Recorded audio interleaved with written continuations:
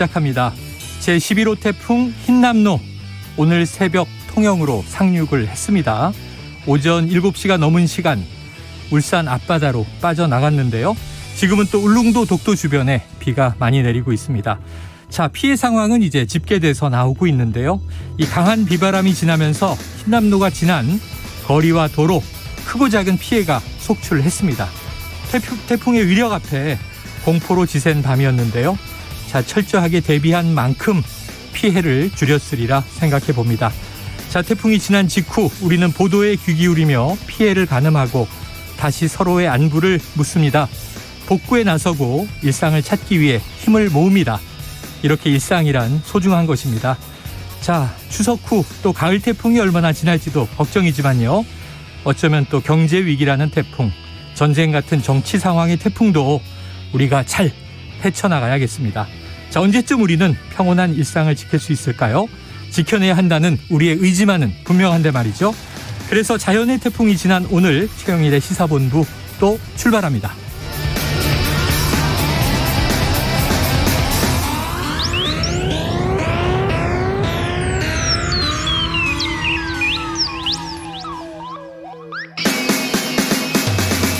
네, 1부에서는요. 오늘의 핵심 뉴스를 한입에 정리해드리는 한입뉴스 기다리고 있고요.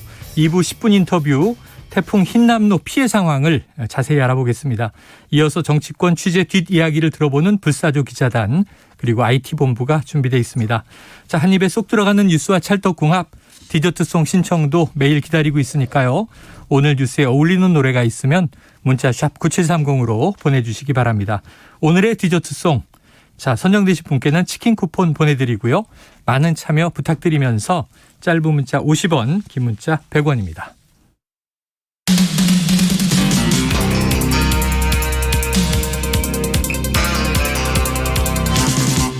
최영일의 시사본부. 네, 흰남노가 울산 앞바다로 빠져나가면서 그 영향으로 현재 독도 지역에 많은 비가 내리고 있다고 합니다.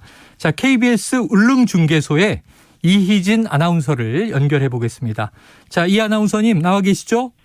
네, 안녕하십니까? 네, 지금 이게 내륙은 빠져나갔지만 지금 독도와 울릉도에 비가 많이 내리고 있다고 들었는데요. 그곳의 날씨는 어떤 상황입니까? 네, 울릉도와 독도에는 태풍 경보가 발효된 가운데 현재 많은 비가 내리고 있습니다. 실내에서도 강한 바람 소리를 들을 수 있을 만큼 비와 함께 거센 바람도 불고 있는데요. 흰남노는 오늘 오전 9시에 울릉도 남서쪽 해상에 접근했고요. 정오에 북동쪽 해상까지 올라왔습니다. 태풍이 일본 해상으로 빠져나가기 전까지 울릉도와 독도엔 많은 비와 거센 바람이 예상돼 울릉군은 해안 산책로와 성인봉 등산로를 통제하는 한편 낙석 우려가 있는 일주도로 역시 전면 통제 중입니다. 네, 자, 이 독도에는 또 독도 경비대가 있죠. KBS 카메라가 독도를 항상 비추고 있는데 지금 렌즈가 뿌예서 잘 안 보이는 상황이에요. 이 독도 경비대 안전도 걱정이고 또 울릉도에는 주민들이 많이 계시지 않습니까? 안전 상태는 파악되고 있습니까? 네, 독도 경비대 확인 결과 경비대원들은 독도에서 계속 상황을 지켜보고 있다고 합니다. 네. 독도에도 많은 비가 내리고 있어 외부가 통제돼 대원들은 실내에서 대기하며 상황을 예의주시하고 있습니다. 자, 태풍 흰남노로 인한 그럼 울릉도, 독도 지역의 피해 상황은 현재 어떤가요? 네, 우선 태풍으로 인해 일주도로가 전면 통제되는 등 외출이 어려운 상황이라 피해 조사 역시 쉽지는 않은데요. 네. 서면 태아마을에서 민가주택에 지붕이 날아갔다는 신고가 접수돼 있습니다. 점점 비바람이 강해지고 있는 만큼 저지대 침수 등 추가 피해가 우려되는 상황입니다. 네, 자, 지금 현재 울릉도와 독도 지역은 상당히 비바람이 강한 것 같습니다. 그렇다면 아직 선박 운행은 정상화되지 않았겠군요. 네, 맞습니다. 태풍의 영향으로 모든 여객선 운항이 통제된 상황이고요. 네. 태풍이 지나간 이후에 바다 상황을 보며 운항 여부를 결정할 것으로 보입니다. 네, 알겠습니다. 상황을 지켜보도록 하죠. 모쪼록 더 이상의 피해가 없기를 기원하겠습니다. 이 아나운서님 오늘 말씀 고맙습니다. 감사합니다. 예, 지금까지 KBS 울릉중계소의 이희진 아나운서였습니다.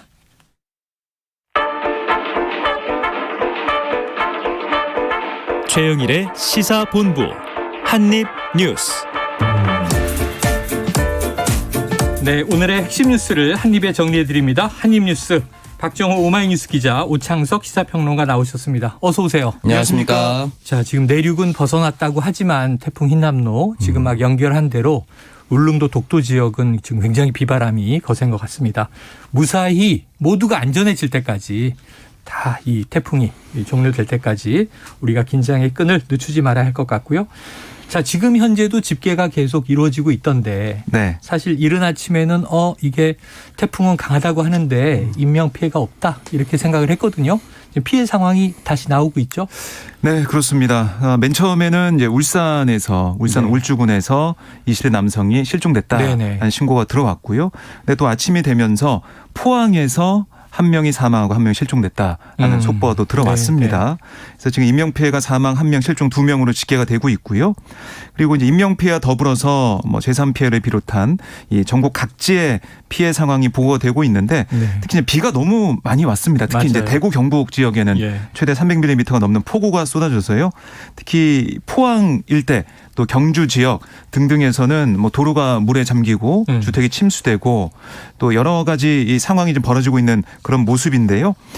특히 남해안 같은 경우는 전봇대가 쓰러지거나 제주도에서는 냉장고가 날아가는 그런 일까지 벌어졌고 강풍 때문에 전국 2334호가 정전 피해를 보는 상황이 벌어졌습니다. 그리고 이 월파라고 하죠. 파도가 넘어서 치는 이 부산 지역에서 해안도로에서 계속해서 파도가 넘어와 가지고 피해가 좀 발생했고 특히 그 파도가 넘어오는 그 현장을 촬영하던 이 남성 2명이 파도에 휩쓸리는 그런 모습도 좀 보여서 경찰이 귀가 좋지 않은 그런 상황도 있었습니다. 특히 이게 남해안 지역 또 이 경북 지역뿐만이 아니고요. 전국적으로 보면 호남 지역에서도 뭐 지붕이 뜯겨 나가거나 아니면은 여수나 이런 쪽에 소형 선박이 침수되는 그런 일도 벌어졌어요. 그래서 계속해서 피해 사항이 집계가 되고 있기 때문에 더 늘어날 것 같습니다. 그래요. 자, 남해안 지역의 피해가 크고 작게 나타나고 있고 집계가 되면 지금 인명피해도 결국 발생했지만 또 재산 피해가 만만치 않을 것 같습니다. 지금 오평론가님은 지금 고향이 그쪽이시잖아요. 네, 전 고향이 이제 부산이라서 상습 침수 구역이 있습니다. 네네네. 그 부산에 있는 광안대교를 마주 보고 있는 해운대 쪽이 상습 침수 구간으로 불리는데 당초 설계됐었던 흔히 말하는 차수벽이라고 하죠. 물이 범람하는 것을 막아주는 벽을 4m 정도로 설계했었는데 뭐 일부 주민들의 반대로 1m 정도밖에 되지 않았다. 뭐 이런 얘기가 있었는데요. 그렇기 때문에 태풍이라든지 또 태풍이 아니더라도 호우나 국지성 소나기가 있었을 때 늘 침수가 되곤 했었습니다. 이번에는 더 큰 태풍이 온다라고 했었기 때문에 예의주시하고 있었고요. 이 지역이 흔히 말하는 빌딩풍이라고 하죠. 네네네. 강한 태풍이 바로 불어왔을 때 고층 빌딩 사이에서 불어오는 바람으로 인해서 유리창이 손상되기도 했었는데 현재까지도 어느 정도 피해가 있는데 그 예상했었던 것보다는 크지 않아서 조금 주민들을 안도하고 있다라고 얘기를 하고 있습니다. 하지만 아직까지 완벽하게 다 집계된 것은 아니기 때문에 조금 더 지켜봐야 될 것 같고요. 포항 같은 경우는 시간당 100mm 정도가 났는데 그 한국형 상륙 돌격 장갑차.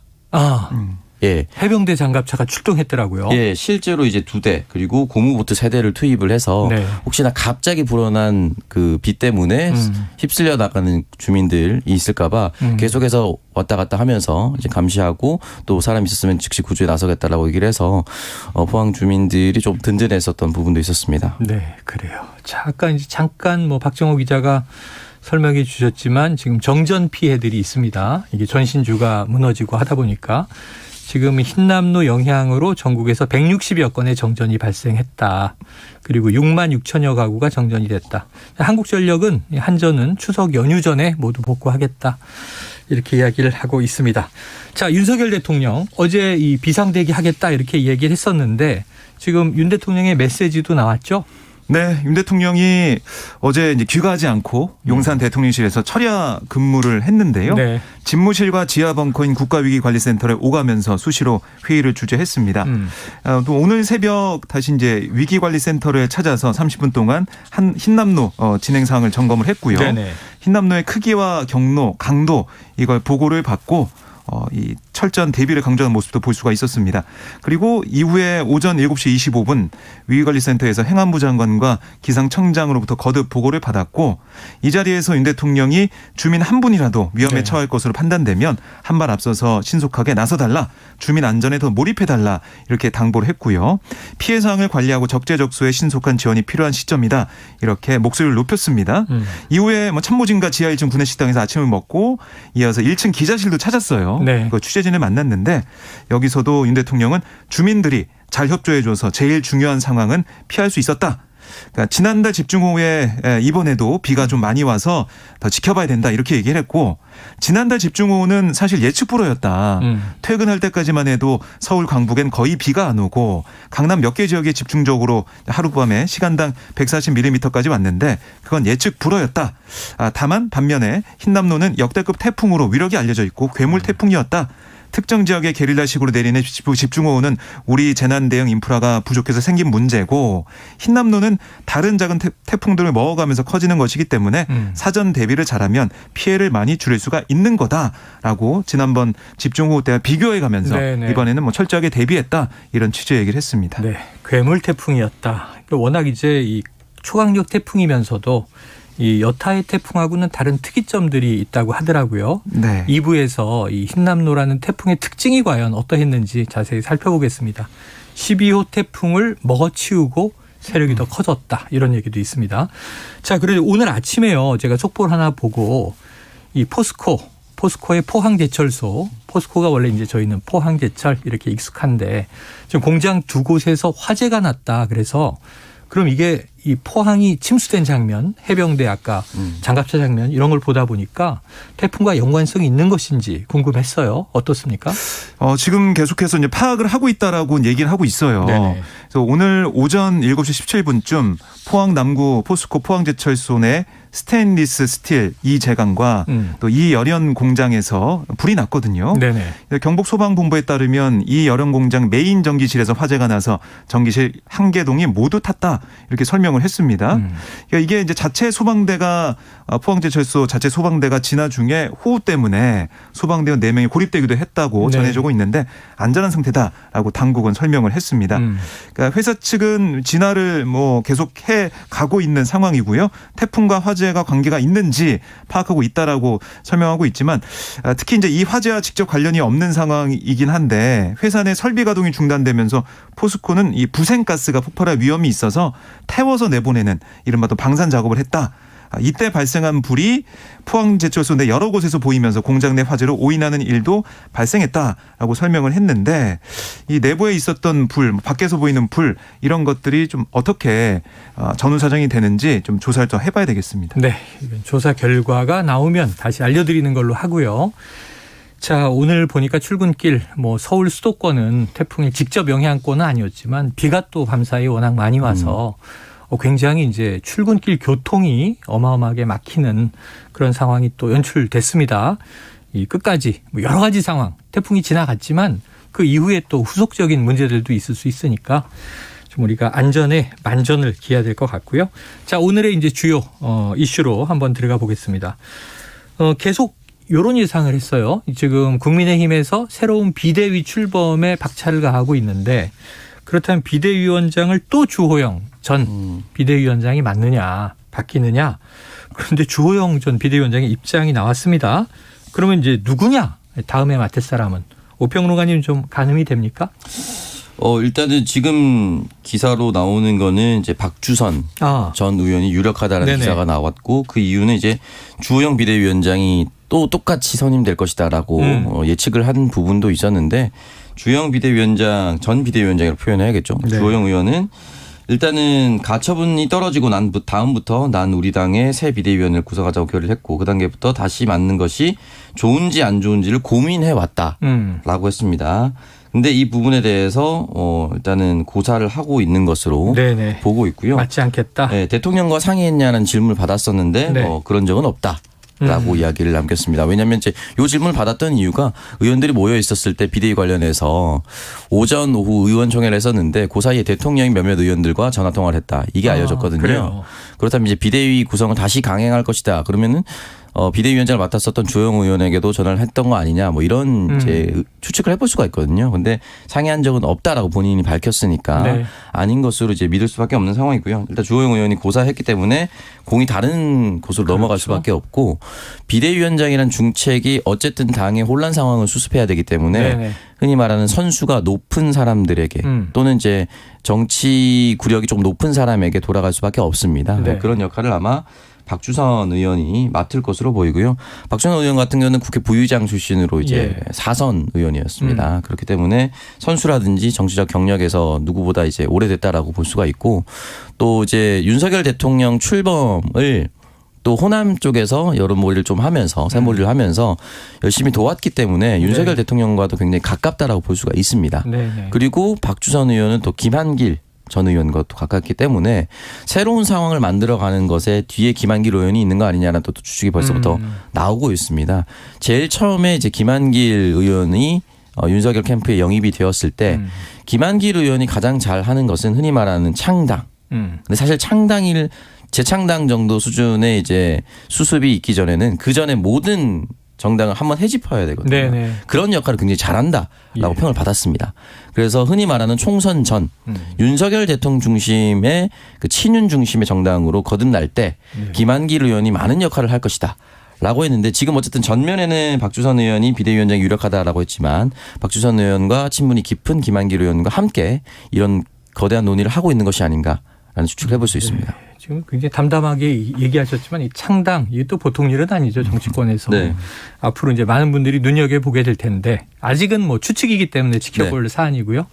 자, 박주선 의원 같은 경우에는 저희도 취임식 전에 인터뷰를 했습니다만 윤석열 대통령의 취임식 준비위원장을 또 맡기도 했었습니다.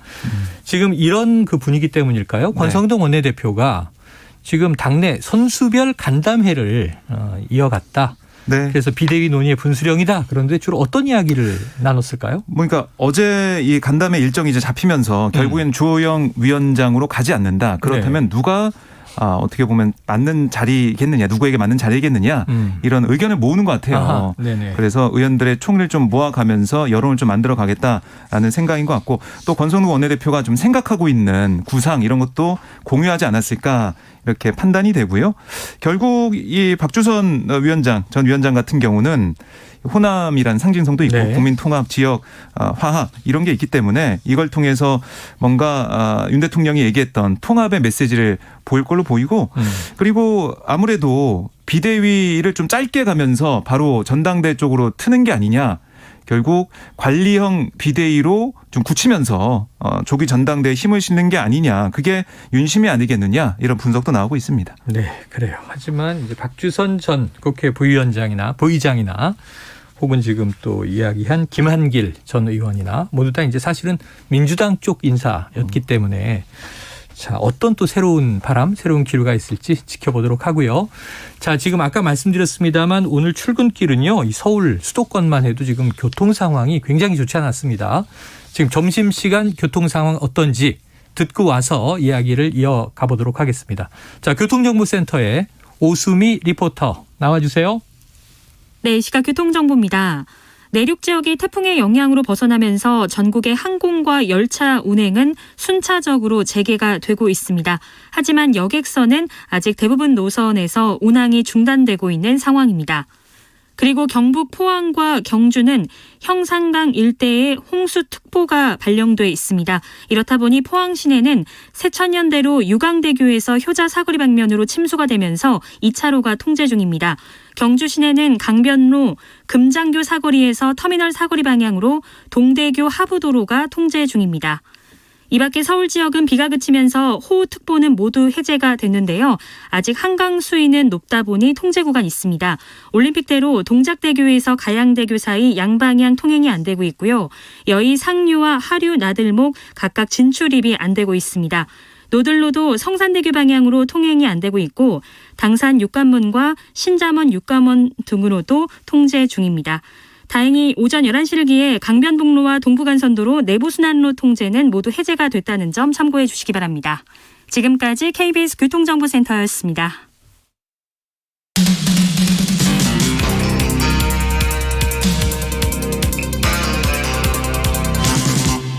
최영일의 시사본부.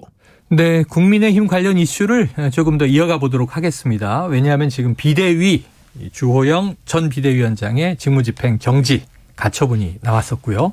그 결과 또 새 비대위가 지금 추진이 되고 있는 과정이고 박주선 전 국회 부의장이 유력하다. 아직 확정은 아닙니다. 그죠? 관측을 우리가 이야기했을 뿐인데 근데 이 모든 이 일에 맨 앞단에 가면 이준석 대표가 있잖아요. 네. 근데 보니까 이준석 대표도 최근에 이제 또 거세게 다시 입장을 밝히기 시작한 것 같아요. 지난 주말 보니까 그 대구에서 기자회견에 네. 이어서 지금 이준석 대표의 또 방송 인터뷰가 회자되고 있는데 어떤 이야기가 나왔습니까? 네, 이 달걀 얘기가 나왔는데요. 달걀?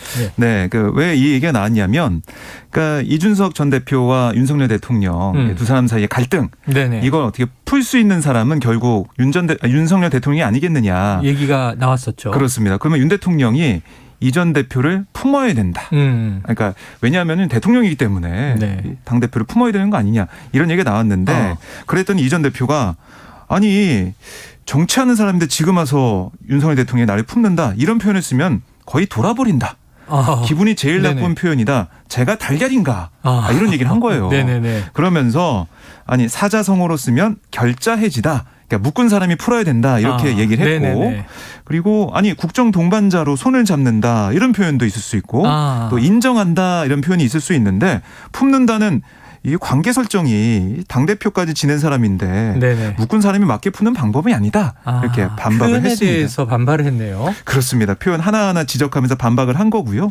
그리고 가해자 피해자 구도로 본다면 저를 내쫓기 위한 정치적 상황에서 제가 피해자 역할을 하고 있다고 본다. 네. 세상에 피해자가 해법까지 만들어야 되는 상황이라면 더욱 너무 가혹한 거다. 이렇게 또 강조를 했습니다. 그러면서 피해자임은 강조했고 네. 어찌 보면 윤 대통령과는 좀 대등한 관계를 설정하려고 그러는 것 같아요. 네, 그렇게 대통령이 보시면 묶었다면 대통령이 푸십시오. 네. 근데 저는 품는 대상이 아니고 달걀이 아니다 이런 거는 전 대등한 파트너의 관계다라고 이제 얘기하는 것 같아요. 어떻게 해석됩니까? 이 부분에 있어서 이제 품는다라는 표현 안에 일단 이준석 대표 두 가지인 것 같아요. 하나는 정치적으로는 내가 선배. 그래요.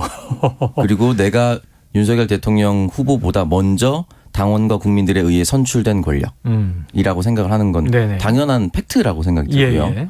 두 번째는 윤석 대표가 직접 밝혔지만 이 XX 그 XX 네네. 내 뒤에서 흔히 말하는 일종의 직책명이 아닌 네네. 사람 이름도 아닌 어떤 비속어에 가까운 표현으로 날 표현한다라고 들었다. 그러니까 결국은 이제 높낮이를 가지는 이 설정 자체가 굉장히 불쾌한 것이죠. 그러니까 네. 본인 스스로는 내가 나이가 어리다고 이러나라고 생각할 수밖에 없는 상황입니다. 네네. 그렇기 때문에 이제 품는다. 그러니까 원래라면 대통령이 아무리 집권 초반이라 하더라도 같은 당의 집권 여당 당 대표는 동반자가 맞아요. 그리고 당청 관계를 조율해야 한다. 네. 이런 얘기 많이 하잖아요. 그렇기 때문에 이제 품는다라는 그 표현 자체에 기분 나빠하는 것 같고 공식적으로 대통령이 나와서 품겠습니다. 품는 걸 고려해 보겠습니다. 이렇게 하지 않았습니다. 네, 그럴 리는 없잖아요. 그럴 리는 네네네. 없는데 윤석 대표가 여기저기 이제 들려오는 소문에 의하면 대통령한테 그렇게 조언하는 사람들이 많다는 거 아니겠어요? 방송에 나와서도 주로 네. 여권 관계자들이 네. 아유, 대통령이 품어야지 이런 얘기는 저도 많이 들었어요. 그러니까 이제 그 모든 표현 자체가 이제 윤석 대표한테는 좀 기분이 나쁜 그런 상황이라고 볼 수가 있고 제가 생각하기에도 어쨌든 정권을 같이 만들었다고 저는 생각이 들거든요. 네. 그러니까 왜냐면은 국민의힘이 반등했었던 그 첫 번째 계기가 2021년 보궐선거. 그 오세훈 시장 캠프에서 이준석 대표가 당시 굉장히 열심히 노력을 했었고 흔히 말하는 20대 남, 2대 남 네. 마음 잡기가 그때부터 시작이 됐거든요. 그 후에 이제 30대 최초의 보수정당 당대표 그리고 정권 교체까지 왔기 때문에 이 부분에 대해서 국정 동반자, 국정 파트너로서의 충분한 인정을 받아야 돌아가더라도 의미가 있다라고 생각이 드는 것 같아요. 네. 만약에 다시 두 사람이 화합을 한다 하더라도 대통령이 일방적으로 품어주는 것으로 끝난다면은 이준석 대표 입장에서는 어떠한 혐의가 있거나 무언가의 잘못이 있는데 통 큰 대통령이 모든 걸 받아주는 그런 뉘앙스가 모양새가 돼버립니다. 네네. 그럼 사실은 이제 다시 화합한다고 하더라도 이준석 대표 입장에서 뭔가 굉장히 껄끄럽거나 완벽하게 무언가가 해소되지 않은 상태거든요. 그래서 이 품는다는 단어 안에 여러 가지 상황이 지금 결부되어 있는 것 같습니다. 그래요. 자, 지난 대선 과정에서의 두 번의 봉합, 우리가 봉합이라고 불렀던 그 일종의 조금 상호 간의 골이 벌어졌다가 다시 화합하는 과정이 있었는데 이때 이제 당시의 대선 후보였던 이제 지금 윤석열 대통령은 좀 형님 리더십 이렇게 불렸고 거기에 대해서 약간 이제 이준석 대표 내가 천덕꾸러기 캐릭터가 되는 거 아닌가 이런 또 우려도 있었던 게 이번에 드러나는 것 같습니다. 자, 그런데 지금 이제 핵심적인 문제가 추석이 지나면 이준석 대표가 2차로 신청한 가처분 심리가 있는 거고요. 14일에 있습니다. 예, 그리고 지금 새로운 비대위가 출범하면 그럼 또 3차 가처분 될 건가? 이것도 네. 궁금한 상황인데 또 하나의 변수는 지금 이른바 성접대 의혹에 대한 수사잖아요. 네. 지금 소환 얘기가 나와요. 경찰에서. 네, 그러니까 경찰이 이준석 전 대표 측과 소환 날짜를 조율하고 있다. 이건 보도 나왔었는데 조율하고 있다. 오늘 서울경찰청이 밝힌 내용을 보면 16일에 이 전 대표를 소환하겠다. 이렇게 밝혔습니다. 16일. 그리고 추석 연휴 끝나고 다음 주 네, 금요일이네요. 네. 네, 16일 출석한다라고 설명했는데요. 지금 성접대 의혹 이것도 있고 증거인멸 교사 의혹 그리고 뭐 가로세로 연구소를 고소해서 김성진 전 아이카시스트 대표로부터 무고 혐의로 고발된 그런 네. 사건도 있는데 그중에 성접대 의혹 같은 경우는 공소권 없음으로 종결적으로 방향을 잡았다 이런 얘기가 나오고 있어요. 왜냐하면 공소시효가 지났기 때문에 이거는 처벌할 수 없다 이렇게 얘기가 나오고 있는데 사실 맨 처음에는 포괄일자라고 해서 이게 선물을 준 게 2015년 그때까지 이어졌기 때문에 네. 아직 공소시효가 남아있다 이렇게 봤는데 경찰에서 수사를 쭉 해오면서 글쎄요 거기까지 가기에는 어렵다라고 판단한 걸로 현재까지는 볼 수가 있겠습니다. 네. 자, 이런 상황에서 오늘 소환 통보를 받은 또 한 명이 있었습니다. 바로 민주당의 이재명 대표였죠. 이게 이제 공직선거법상 허위사실 유포 혐의. 그래서 이제 검찰에서 좀 나와달라. 전쟁입니다, 의원님. 이런 얘기가 나왔었는데 오늘 안 나가기로 했다고요? 네, 오늘 10시였어요. 그래서 이제 안 나갔고요. 결국에는 서면 이 답변서 제출로 서면 답변으로 네, 자신의 입장을 밝혔다라고 이재명 대표는 얘기하고 있는데 서면 제출 답변했으니까 출석 요구 사유가 소멸돼서 출석하지 않는다라고 민주당은 설명을 했습니다. 네.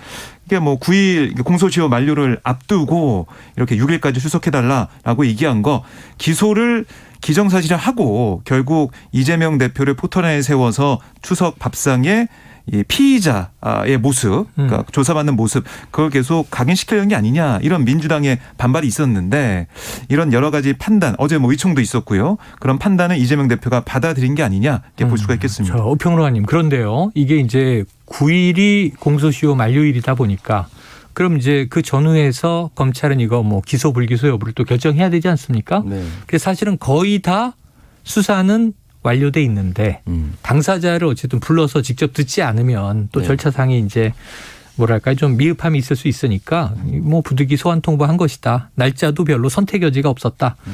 근데 지금 보니까 경기도청 압수수색 소식이 나왔어요.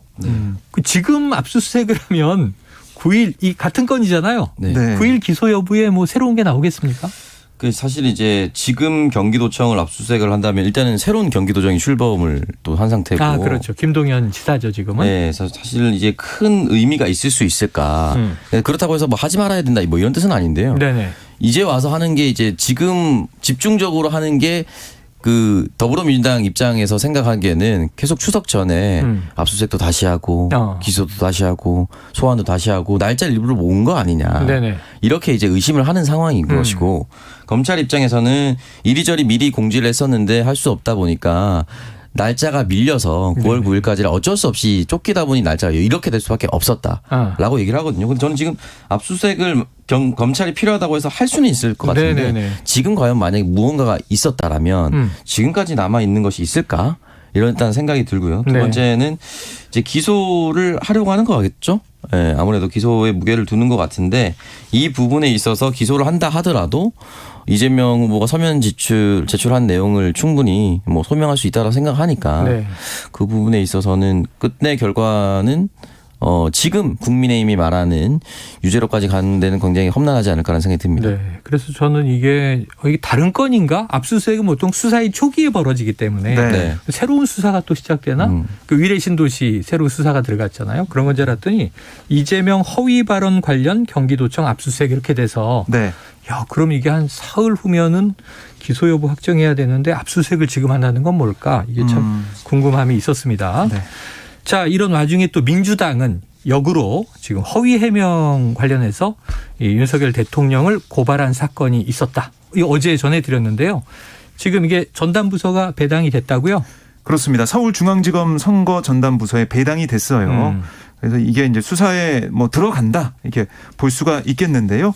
아시겠지만은 이게 결국에는 대통령은 형사상 소출을 이제 받지 않기 때문에 네. 지금 임기 안에는 그래서 이게 바로 수사가 되는 건 아니고 결론이 나온 건 아니지만 공소시효를 어떻게 좀 멈춰가지고 5년 뒤에 할 수 있다 이렇게 민주당은 보고 있는 것 같고 또 윤 대통령을 향해서 아니, 이재명 대표 이렇게 검찰에서 수사를 하고 있는데 윤 대통령도 그동안 발언을 해왔던 여러 가지 문제가 있어서 특히 이번에는 도이치모터스 주가 조작 사건 관련해 가지고 토론회에서 있었던 이 발언 이게 그 이른바 도이치모터스 주가 조작 사건의 선수 이모 씨와 절연을 했다라고 얘기를 했는데 그 뒤에도 연락을 하고 뭔가 접촉이 있었다는 게 밝혀진 상황에서 이걸 민주당이 콕 집어가지고 허위사실 공표다라고 얘기를 하고 있는 거거든요. 네. 선거법 위반이라고 하고 있는데 이렇게 두고 있지만 검찰이 배당을 했지만 결국에는 결과를 좀 보려면 오래 기다리는 사건이다. 보시면 되겠습니다. 자, 이재명 대표는 결국 오늘 불출석. 그런데 이제 조응천 민주당 의원은 오늘 저희 KBS와의 아침 인터뷰에서 이 이재명 대표 소환 요구 올 때마다 의총을 열 것인가 개인적으로 불편하다 이런 얘기를 내놨고요. 그리고 이제 조금 전에 이야기한 또 윤 대통령에 대한 민주당의 고발건 관련해서는 한동훈 법무부 장관은 이게 정치적 상징적 의미일 것으로 본다라는 또 의견을 내기도 했어요. 자, 오늘 이 김건희 여사의 논문 관련해서 학계 검증단이 만들어졌습니다. 그리고 이제 이 논문을 면밀하게 분석을 해서 결과 발표한다 그랬는데 오평론가님, 그 결과가 나왔습니까? 네, 일단은 논문 검증단에서 이제 김건희 여사의 국민대 논문을 검증한 결과 점집. 네네네. 네, 흔히 말 점친다 할 때 그 점입니다. 점집 홈페이지 내용과 사주팔자 관련 블로그 등을 그대로 베끼는 등의 광범위하게 표절이 이루어졌다라고 밝혔습니다. 광범위한 표절이다. 네. 그래서 일단 내용과 문장, 개념과 아이디어 등 모든 면에서 광범위하게 표절이 이루어졌음을 확인했다라는 것이고요. 특히 놀라운 것은 학계에서 흔히 말하는 이제 논문 수준의 학계에서 전혀 인정할 수 없는 점집 홈페이지나 사주팔자 블로그, 해피캠퍼스와 같은 지식거래 사이트의 자료를 출처를 명기하지 않고 거의 그대로 복사해 붙여놨다. 네. 해피캠퍼스라는 사이트는 대학생들이 보통 이제 중간기말고사 시험 준비하거나 또는 레포트를 제출할 때 유료로 지불을 하고 거의 그대로 베껴서 쓰는 사이트입니다. 아, 그래요. 네. 근데 그런 사이트 수준의 내용을 이제 출처 명기하지 않고 사실 출처 명기할 수가 없죠. 출처 해피캠퍼스는 다른 사람의 논문을 가져온 것이기 때문에. 그래요. 이 내용은 다음에 한번 좀 자세히 다뤄보도록 하겠습니다. 이게 이름이 범학계 국민검증단에서 이제 한 거고요. 여기는 전국 사립대학 교수회 연합회, 민주평등사회를 위한 전국교수연구자협의회 이런 등등의 단체가 참여를 한 곳입니다. 알겠습니다. 한입뉴스 오늘 여기서 정리하죠. 박정우 기자, 우창숙 평론가 수고하셨습니다. 고맙습니다. 네, 청취자 7703님. 태풍 흰남노로 인한 피해 소식에 마음이 많이 아픕니다. 우리 모두 힘내서 잘 이겨내고 빨리 일상으로 돌아오길 기원합니다. 자, 강산의 넌 할 수 있어. 노래 듣고 2부로 돌아옵니다.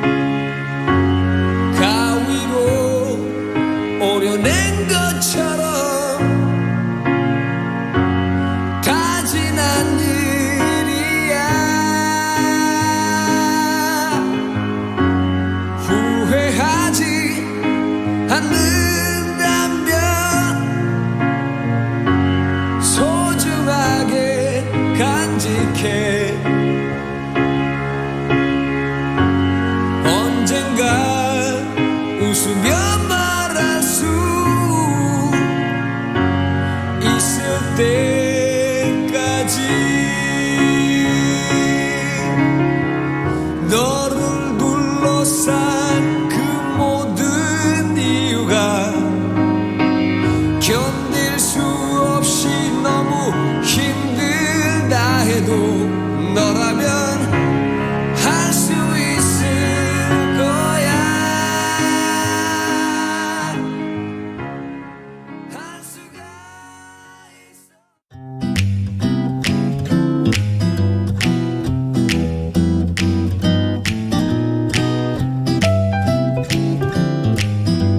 안녕하세요. 바른말 고운말입니다. 흰머리가 하나씩 나오기 시작하면 나도 이제 나이가 들어가는구나 라는 마음이 들곤 합니다. 머리에 군데군데 흰머리가 보일 때 머리가 희끗희끗하다 또는 머리가 희끗희끗하게 샜다 같이 말하는데요. 여기서 희끗희끗을 글자로 표기한다면 어떻게 써야 할까요? 희의 모음을 이로 쓸지 의로 쓸지 망설여지신다면 이때는 흰색과 관련이 있으니까 희다와 마찬가지로 모음 의를 쓴다고 기억하시면 도움이 될 겁니다. 또 희끗희끗에서 끝은 끄 밑에 시옷 받침을 씁니다. 참고로 부사 희끗희끗은 어떤 것이 자꾸 빠르게 잠깐 보이는 모양을 뜻하기도 해서요. 큰 길 쪽으로 희끗희끗 몇 사람이 지나가고 있었다. 이렇게 말할 수도 있습니다. 반면에 가볍게 슬쩍슬쩍 자꾸 흘겨보는 모양을 뜻하는 부사 힐끗힐끗의 경우에는 힐의 모음으로 이를 씁니다. 지금 힐끗힐끗의 뜻풀이에 나온 겁없게는요. 형용사 겁없다에서 나온 부사인데요. 이 경우에 겁없다는 생각이나 언어, 행동이 점잖지 못하거나 경솔하다는 뜻으로 사용된 것입니다. 바른말 고운말 아나운서 변희영이었습니다.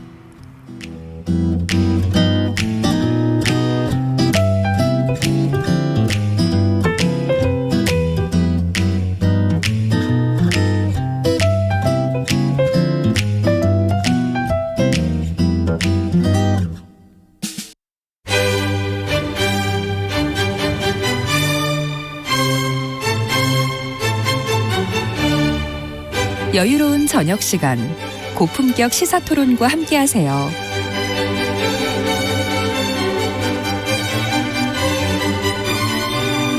평일 저녁 7시 20분 KBS 열린 토론 정준희 교수와 함께합니다.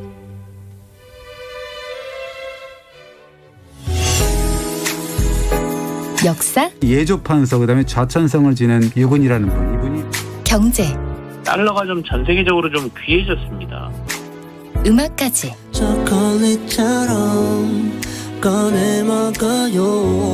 잠들기 전 꺼내 먹는 지식 알사탕. KBS 1라디오 김성환의 시사야. 평일 밤 10시 5분 당신을 기다립니다. 놓치지 마요.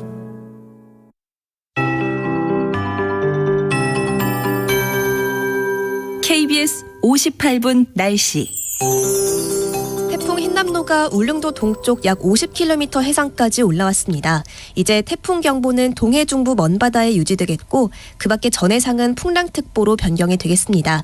강원, 고성, 속초, 양양에 이어서 동해안을 따라 폭풍해일 주의보가 확대하겠습니다. 해안가에 너울과 함께 매우 높은 파도가 도로까지 밀려올 수 있으니까요. 저지대 침수 피해가 없도록 각별히 주의하시기 바랍니다. 오늘 하루에만 포항엔 340mm, 경주도 270mm가량의 폭우가 내렸습니다. 짧은 시간 집중된 만큼 산사태 위험이 큰데요. 현재 포항, 경주, 구미, 창원 등 경상권에 산사태 경보가 발령 중입니다. 계속해서 안전한 곳에서 지내시는 게 좋겠고요.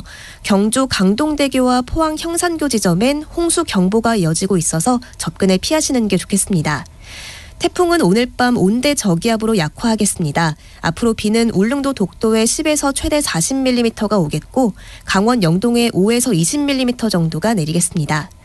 오후부터 맑은 하늘이 드러나면서 기온은 27도 안팎까지 오를 텐데요. 다만 전국적으로 매우 강한 바람에 주의가 필요합니다. 특히 울릉도 독도는 최대 순간 풍속이 초속 40에서 60m까지 매우 강하게 불겠습니다.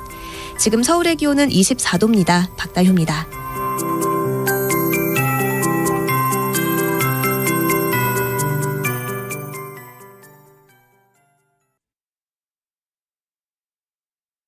정성을 다하는 국민의 방송 KBS가 한시를 알려드립니다. AM 711kHz, FM 97.3MHz, KBS 1라디오입니다. HLKA.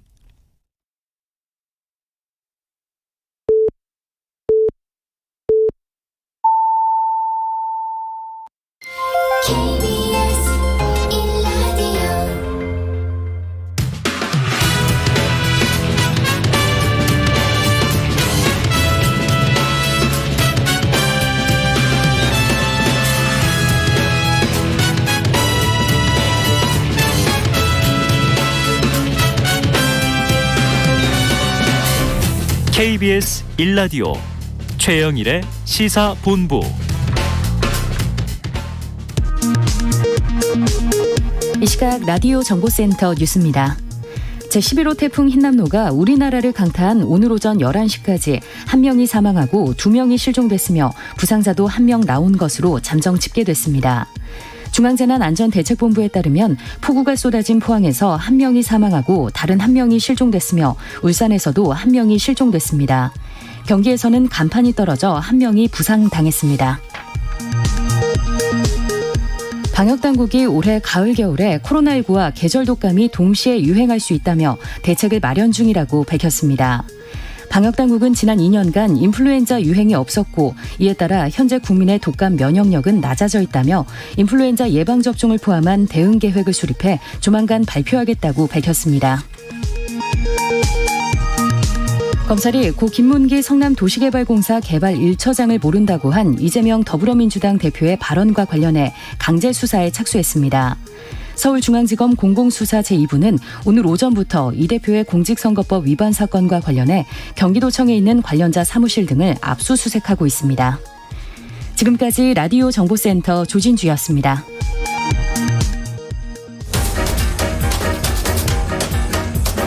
최영일의 시사본부 10분 인터뷰. 네, 화제 이슈를 콕 짚어보는 10분 인터뷰 시간입니다. 제11호 태풍 흰남노 오늘 오전 울산 앞바다로 빠져나갔는데요. 그래도 아까 저희가 울릉도 독도 상황 알아봤습니다만 아직도 한반도를 완전히 벗어나진 않았습니다. 지난 밤사이 태풍 피해 상황을 정리해 보겠습니다. 국립재난안전연구원 김경준 연구관이 연결돼 있습니다. 자, 김 연구관님 안녕하세요. 예, 안녕하십니까. 자, 흰남노가 빠져나갔다고는 하지만 이제 내륙을 빠져나간 거고요. 아직 한반도는 태풍 영향권 안에 있는 상황인 겁니까? 예, 그렇습니다. 기상청 발표에 의하면 그 11호 태풍 흰남노는 오늘 오전 4시 50분경에 경남 거제 부근으로 상륙해서 7시 10분경 울산 앞바다로 빠져나갔고 이제 9시 현재 울릉도 남남서쪽 한 120km 해상에서 다소 좀 약해지긴 했지만 시속 62km로 북동진하고 있는 상황입니다. 하지만 이제 안심할 수 있는 상황은 아닙니다. 네, 자 그럼 앞으로 주의해야 할 위험 지역이 있다면 어디가 될까요? 아시다시피 이번 태풍 흰남노는 초속 25m 이상의 폭풍 반경이 200km 정도였고요. 그리고 초속 15m 이상의 강풍 반경도 500km에 달하는 규모가 매우 큰 태풍입니다. 아직까지 초속 15m 이상의 강풍 반경이 400km에 달하고 있기 때문에 오늘 하루 동안은 강풍 피해에 주의하셔야 하겠고요. 따라서 동해안 해안가는 접근을 자제해야 할 필요가 있습니다. 또한 태풍으로 인해 많은 비가 내린 제주 경남 그리고 경북 및 강원 영동 지역을 중심으로 이제 많은 비가 내린 상황이기 때문에 축대나 극경사지에 대한 추가적인 붕괴 우려가 있어서 각별한 주의가 필요합니다. 네, 지난 8월에 폭우 때도 우리가 비는 그쳤어도 지반이 약해졌다, 산사태 위험 있다 이런 얘기를 했었으니까요. 네, 맞습니다. 자, 오늘 하루는 더 조심하셔야 될 것 같고요. 피해 상황을 짚어보겠습니다. 지난 밤사이 전국 곳곳에서 정전, 침수 여러 피해가 일어났다고 하는데 피해 내용을 좀 정리해 주십시오.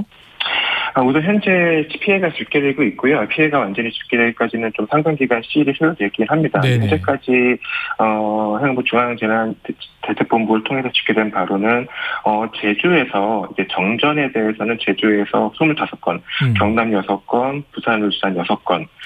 전국적으로 한 44건 정도가 발생했고요. 그리고 2만 300여에 해당하는 주민들의 피해가 있었습니다. 또한 이제 아시겠지만 제주도나 경주 포항 지역을 중심으로 도로 침수 피해가 많이 발생했습니다.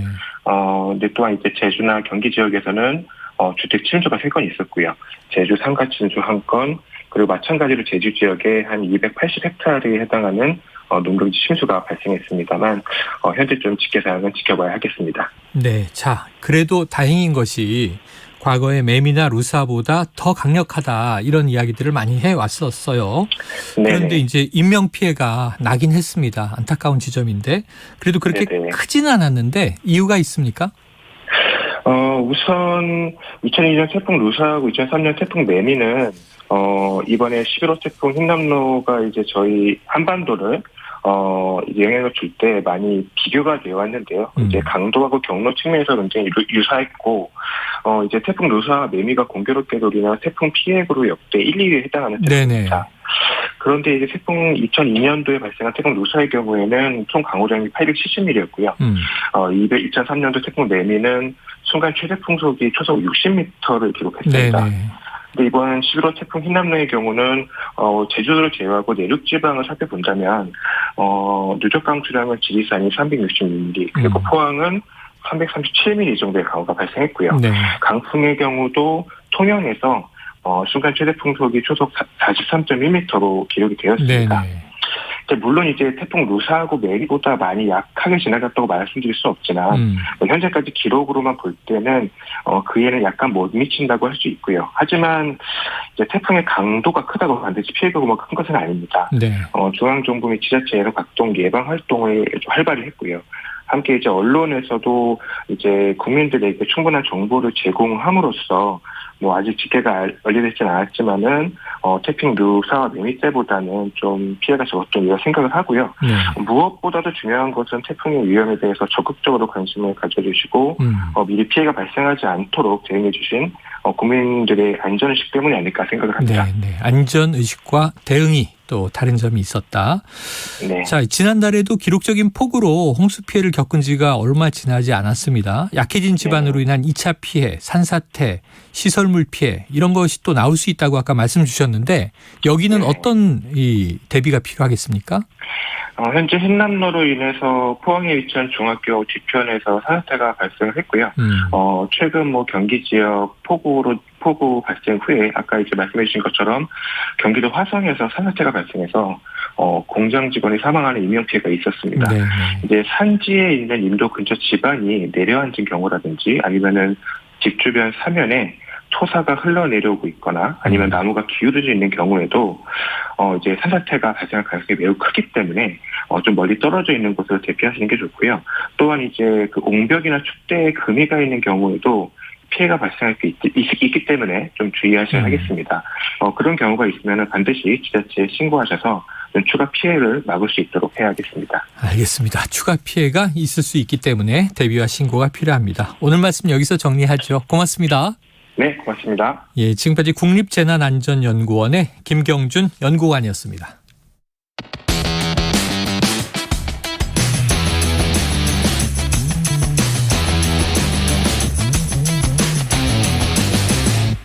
최영일의 시사본부.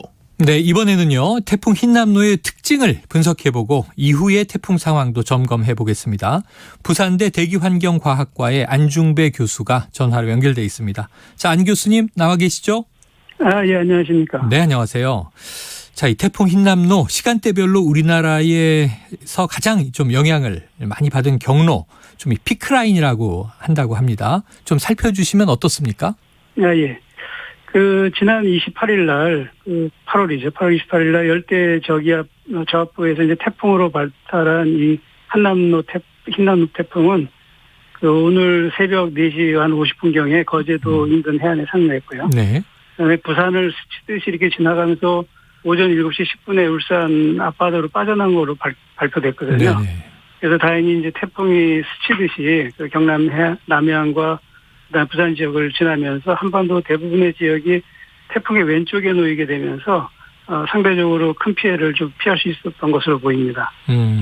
그래요. 자, 지금 말씀하신 대로 처음에 제주, 또 전남 여수, 상륙은 거제, 통영, 부산, 지금 포항, 울산 이렇게 이제 피해 지역들이 있는데요. 자, 현재 흰남노의 강도는 어떻습니까?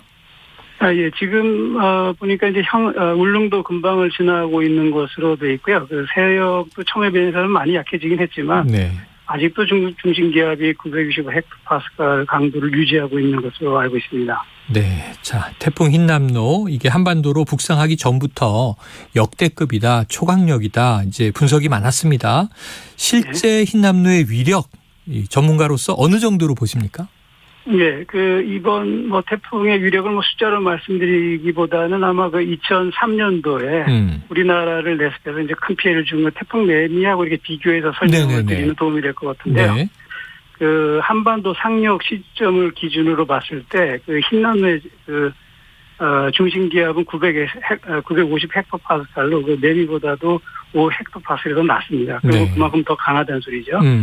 그리고 최대 풍속도 초속 43m로 내미보다 초속 5m가량이 더 강했고요. 네. 그다음에 강풍 반경도 390km로 내미보다도 60km 더 큰 그런 중형의 강태풍이었습니다. 네. 그래서 그 크기나 강도면에 있어서 태풍 매미보다도 오히려 더 강한 그런 태풍이었다 이렇게 말씀드릴 수가 있겠습니다. 네. 그러니까 이렇게 태풍의 뭐 중심 기압, 반경, 지금 또 이 어떤 풍속 말씀해 주셨는데 네. 그 외에 이 태풍계의 이다나 이런 좀 특이한 별명이 붙어서요. 이 흰남노가 기존 태풍과는 좀 어떤 다른 특이점들을 가졌나요? 예, 그 좀 몇 가지 좀 특이한 점이 있는데 네. 한 세 가지 정도를 저희가 말씀드리자면은 먼저는 그 발생 지역이 일반적인 태풍과 같이 필리핀의 동쪽 저위도 해상이 아니고 네. 북서태평양 중위도 지역, 위도가 25도나 되는 높은 곳에서 이렇게 발생해가지고 발생했다는 거, 그게 참 특이한 것 같아요. 네. 그다음에 태풍의 진로가 또 굉장히 특이했습니다. 이번 태풍은 북서태평양에서 발생한 후에 북태평양 가장다리를 따라서 남서진을 해서 상대적으로 따뜻한 그 서태평양의 자리를 옮겨가지고 거기서 몸집을 크게 키운 다음에 거기서 유턴을 해가지고 북태평양과 그 대륙 고기압 사이로 만들어진 골짜기를 따라서 이렇게 쭉 북상을 했거든요. 그래서 굉장히 특이한 그 진로를 보였고요. 마지막으로 한 개 더는 이 태풍이 상륙 직전까지 전혀 약해지거나 뭐 그러지 않고 매우 강한 세력을 그대로 유지하면서 돌진했다는 것. 뭐 이런 것들이 기존의 태풍과 많이 다르다 이렇게 말씀드릴 수가 있을 것 같습니다. 네. 많이 다르네요. 발생 위치, 경로, 그리고 이제 위력이 줄지 않고 아주 일관적이었던 점. 자, 흰남노가 처음부터 세력이 강한 태풍은 아니었다고 하더군요. 그런데 보통 태풍이 이렇게 북상한다 그러면 세력이 약해지는데 이번에는 강도가 더 세졌다 하니까 어떤 요인들 때문에 이렇게 이번 태풍이 커진 겁니까? 예. 기본적으로는 이제 그 태풍의 그 발달은 그 수온하고 아주 밀접한 관련이 있거든요. 네네. 그 이유는 이제 태풍은 그 더운 해양으로부터 공급되는 그 열하고 수증기 이런 걸 갖다 연료로 해서 이제 발달하는데요. 네네. 그래서 이제 일반적으로 태풍이 이제 북쪽으로 이렇게 올라오면은 그 해수온이 낮은 지역을 통과하게 되고 그렇게 되면은 열과 수증기와 같은 그 에너지원이 줄어들면서 약화되는 게 일반적이거든요. 네. 근데 올해는 그 태풍이 올라오는 그 길목이라고 할 수 있는 그 동중국해의 해수온의 그 온도가 평년보다 1도 내지는 3도가량 높은 데다가 또 올해 또 8월 달에 특별히 그 지역에 태풍이 지나간 적이 없습니다. 그래서 그 해수온이 높은 상태로 그대로 유지되어 있기 때문에 강한 태풍으로 이렇게 발달해서 계속 쭉 올라왔다고 이렇게 보고 있습니다. 네. 또 보도를 보니까 이게 11호 태풍이었잖아요. 흰남노. 예. 근데 12호 태풍이 발생했는데 그걸 흡수해서 잡아먹었다 이런 표현이 있었는데 맞습니까? 예, 12호로 될 뻔했던 그 열대 저하부가 있었는데 그것을 하나 잡아먹고 올라온 걸로 알고 있습니다. 그래요. 참 그 생성 초기의 얘기죠. 예. 네, 아주 특이한 일들이 많았는데 예. 자, 이 태풍의 중심이 지금은 이제 동해상에 위치해 있습니다. 남해안에 이어서 동해상에서도 한 12m의 파도가 예보되더라고요.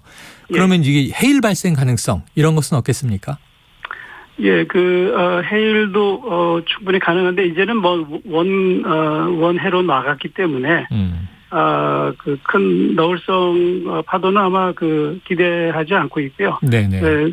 단지 이제 상륙하는 시점에서 해일이라든지 월파 같은 것이 이제 주의를 요했었는데 지금은 이제 멀리 이제 원해로 나갔기 때문에 그런 가능성이 이제 거의 줄어들었다고 보고 있습니다. 알겠습니다.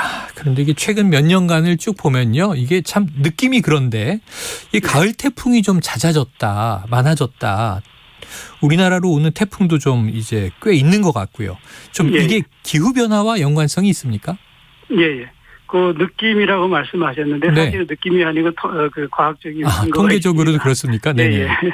지난 10년간 그 평균값을 보니까요. 그 최근 10년간 가을에 발생한 태풍 수가 4.4개에서 5.3개로 해서 20% 가량 증가했고요. 또 우리나라에 영향을 미친 태풍 수도 0.4개에서 1개로 2배가량 증가했습니다. 네네. 그래서 이런 것들을 우리가 이제 기후변화나 이런 것으로 이제 바로 연결짓기는 좀 무리가 있긴 하지만, 그 태풍하고 그 해수면 온도가 굉장히 밀접한 상관 관계를 갖고 있고요.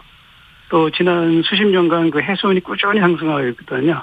그래서 그런 것을 고려할 때, 최근에 이런 태풍의 증가가 기후변화하고 연관됐다고 추론하는 것은 충분히 그 가능성이 있는 얘기다.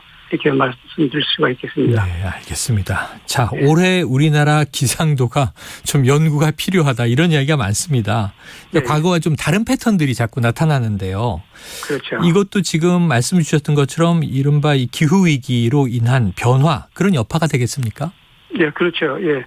이제 그 기후가 온난화되면서 과거와는 다른 형태로 이제 많이 그 변화가 가고 있거든요. 그래서 우리 그 기상청의 예보관들도 새롭게 변화하는 그런 기후에 대해서 이해하면서 넘어가기 상당히 지금 어려운 그 실정입니다. 그러니까 네. 그 정도로 이제 기후가 자주 지금 우리가 모르는 방향으로 많이 흘러가고 있다는 소리죠. 그래서 이제 우리가 21세기가 이제 환경 시대라고 할 수 있을 정도로 이제 지구 온난화로 인해서 기후 변화가 이제 심각하게 진행되고 있기 때문에 이렇게 변화하는 그 기후에 대한 연구는 물론 이제 꾸준히 이제 진행이 돼야 되겠죠. 네, 새로운 연구가 필요하다. 요즘 이제 또 겨울 다가오는 것도 걱정인데 삼한사온 이런 거 하나도 안 맞더라고요. 예, 그거는 네. 과거에는 그 정확히 삼한사온이라는 게 있었는데 네. 그래서 이제 온난화가 되면서 그런 패턴이 이제 없어졌습니다. 그래서 안 보입니다. 그건. 네, 알겠습니다. 자, 기후 변화와 영향이 이렇게 그럼 커질수록 이 가을 태풍은 점점 잦아질 것이다. 이런 분석도 나오고 통계적으로도 검증이 됐다. 근데 지금 청취자 한 분이 질문을 주셨어요. 흰남노처럼 강한 태풍이 또 오지 않을까 걱정인데요. 이렇게 주셨는데 또 다른 가을 태풍 발생 가능성 있습니까? 예. 최근에 그 기후 변화하고 이제 태풍 발생 관련한 연구들을 보면요, 일관되게 그 미래에는 약한 태풍의 발생은 줄어들지만 강한 태풍은 발생 그 횟수가 거의 2배가량 증가할 거다. 네. 그런 보고도 있고요. 연구도 결과들이 그런 것들이 있고 또 그에 따라서 이제 태풍의 강도나 강수량도 대략 시나리오에 따라 좀 다르긴 하지만 20에서 50% 정도 증가를 하는 것으로 되어 있습니다. 그래서 앞으로 가을 태풍뿐만 아니라 일반적인 태풍이 이제 증가하고 강한 태풍이 증가할 가능성은 충분히 있고요. 올해 같은 경우도 본다고 하면은 아직도 그 태풍 발생 지역인 그 필리핀해나 그 태풍의 길목인 그 동중국해 수온이 높거든요. 네. 그래서 조금만 맞으면은 언제든지 태풍이 추가적으로 발생해서 내려갈 수가 있을 거라고 이렇게 보고 있습니다. 네, 그래요. 알겠습니다. 이런 변화에 대한 또 철저한 과학적인 분석, 거기에 대한 또 안전 대비 앞으로 더 중요해질 것 같습니다. 오늘 말씀 여기서 정리하죠. 교수님 고맙습니다. 예, 고맙습니다. 수고하십시오. 예, 지금까지 부산대 대기환경과학과의 안중배 교수였습니다. 최영일의 시사본부는 여러분과 함께합니다. 짧은 문자 50원, 긴 문자 100원이 드는 샵 9730, 라디오 어플 콩과 유튜브는 무료로 참여하실 수 있습니다.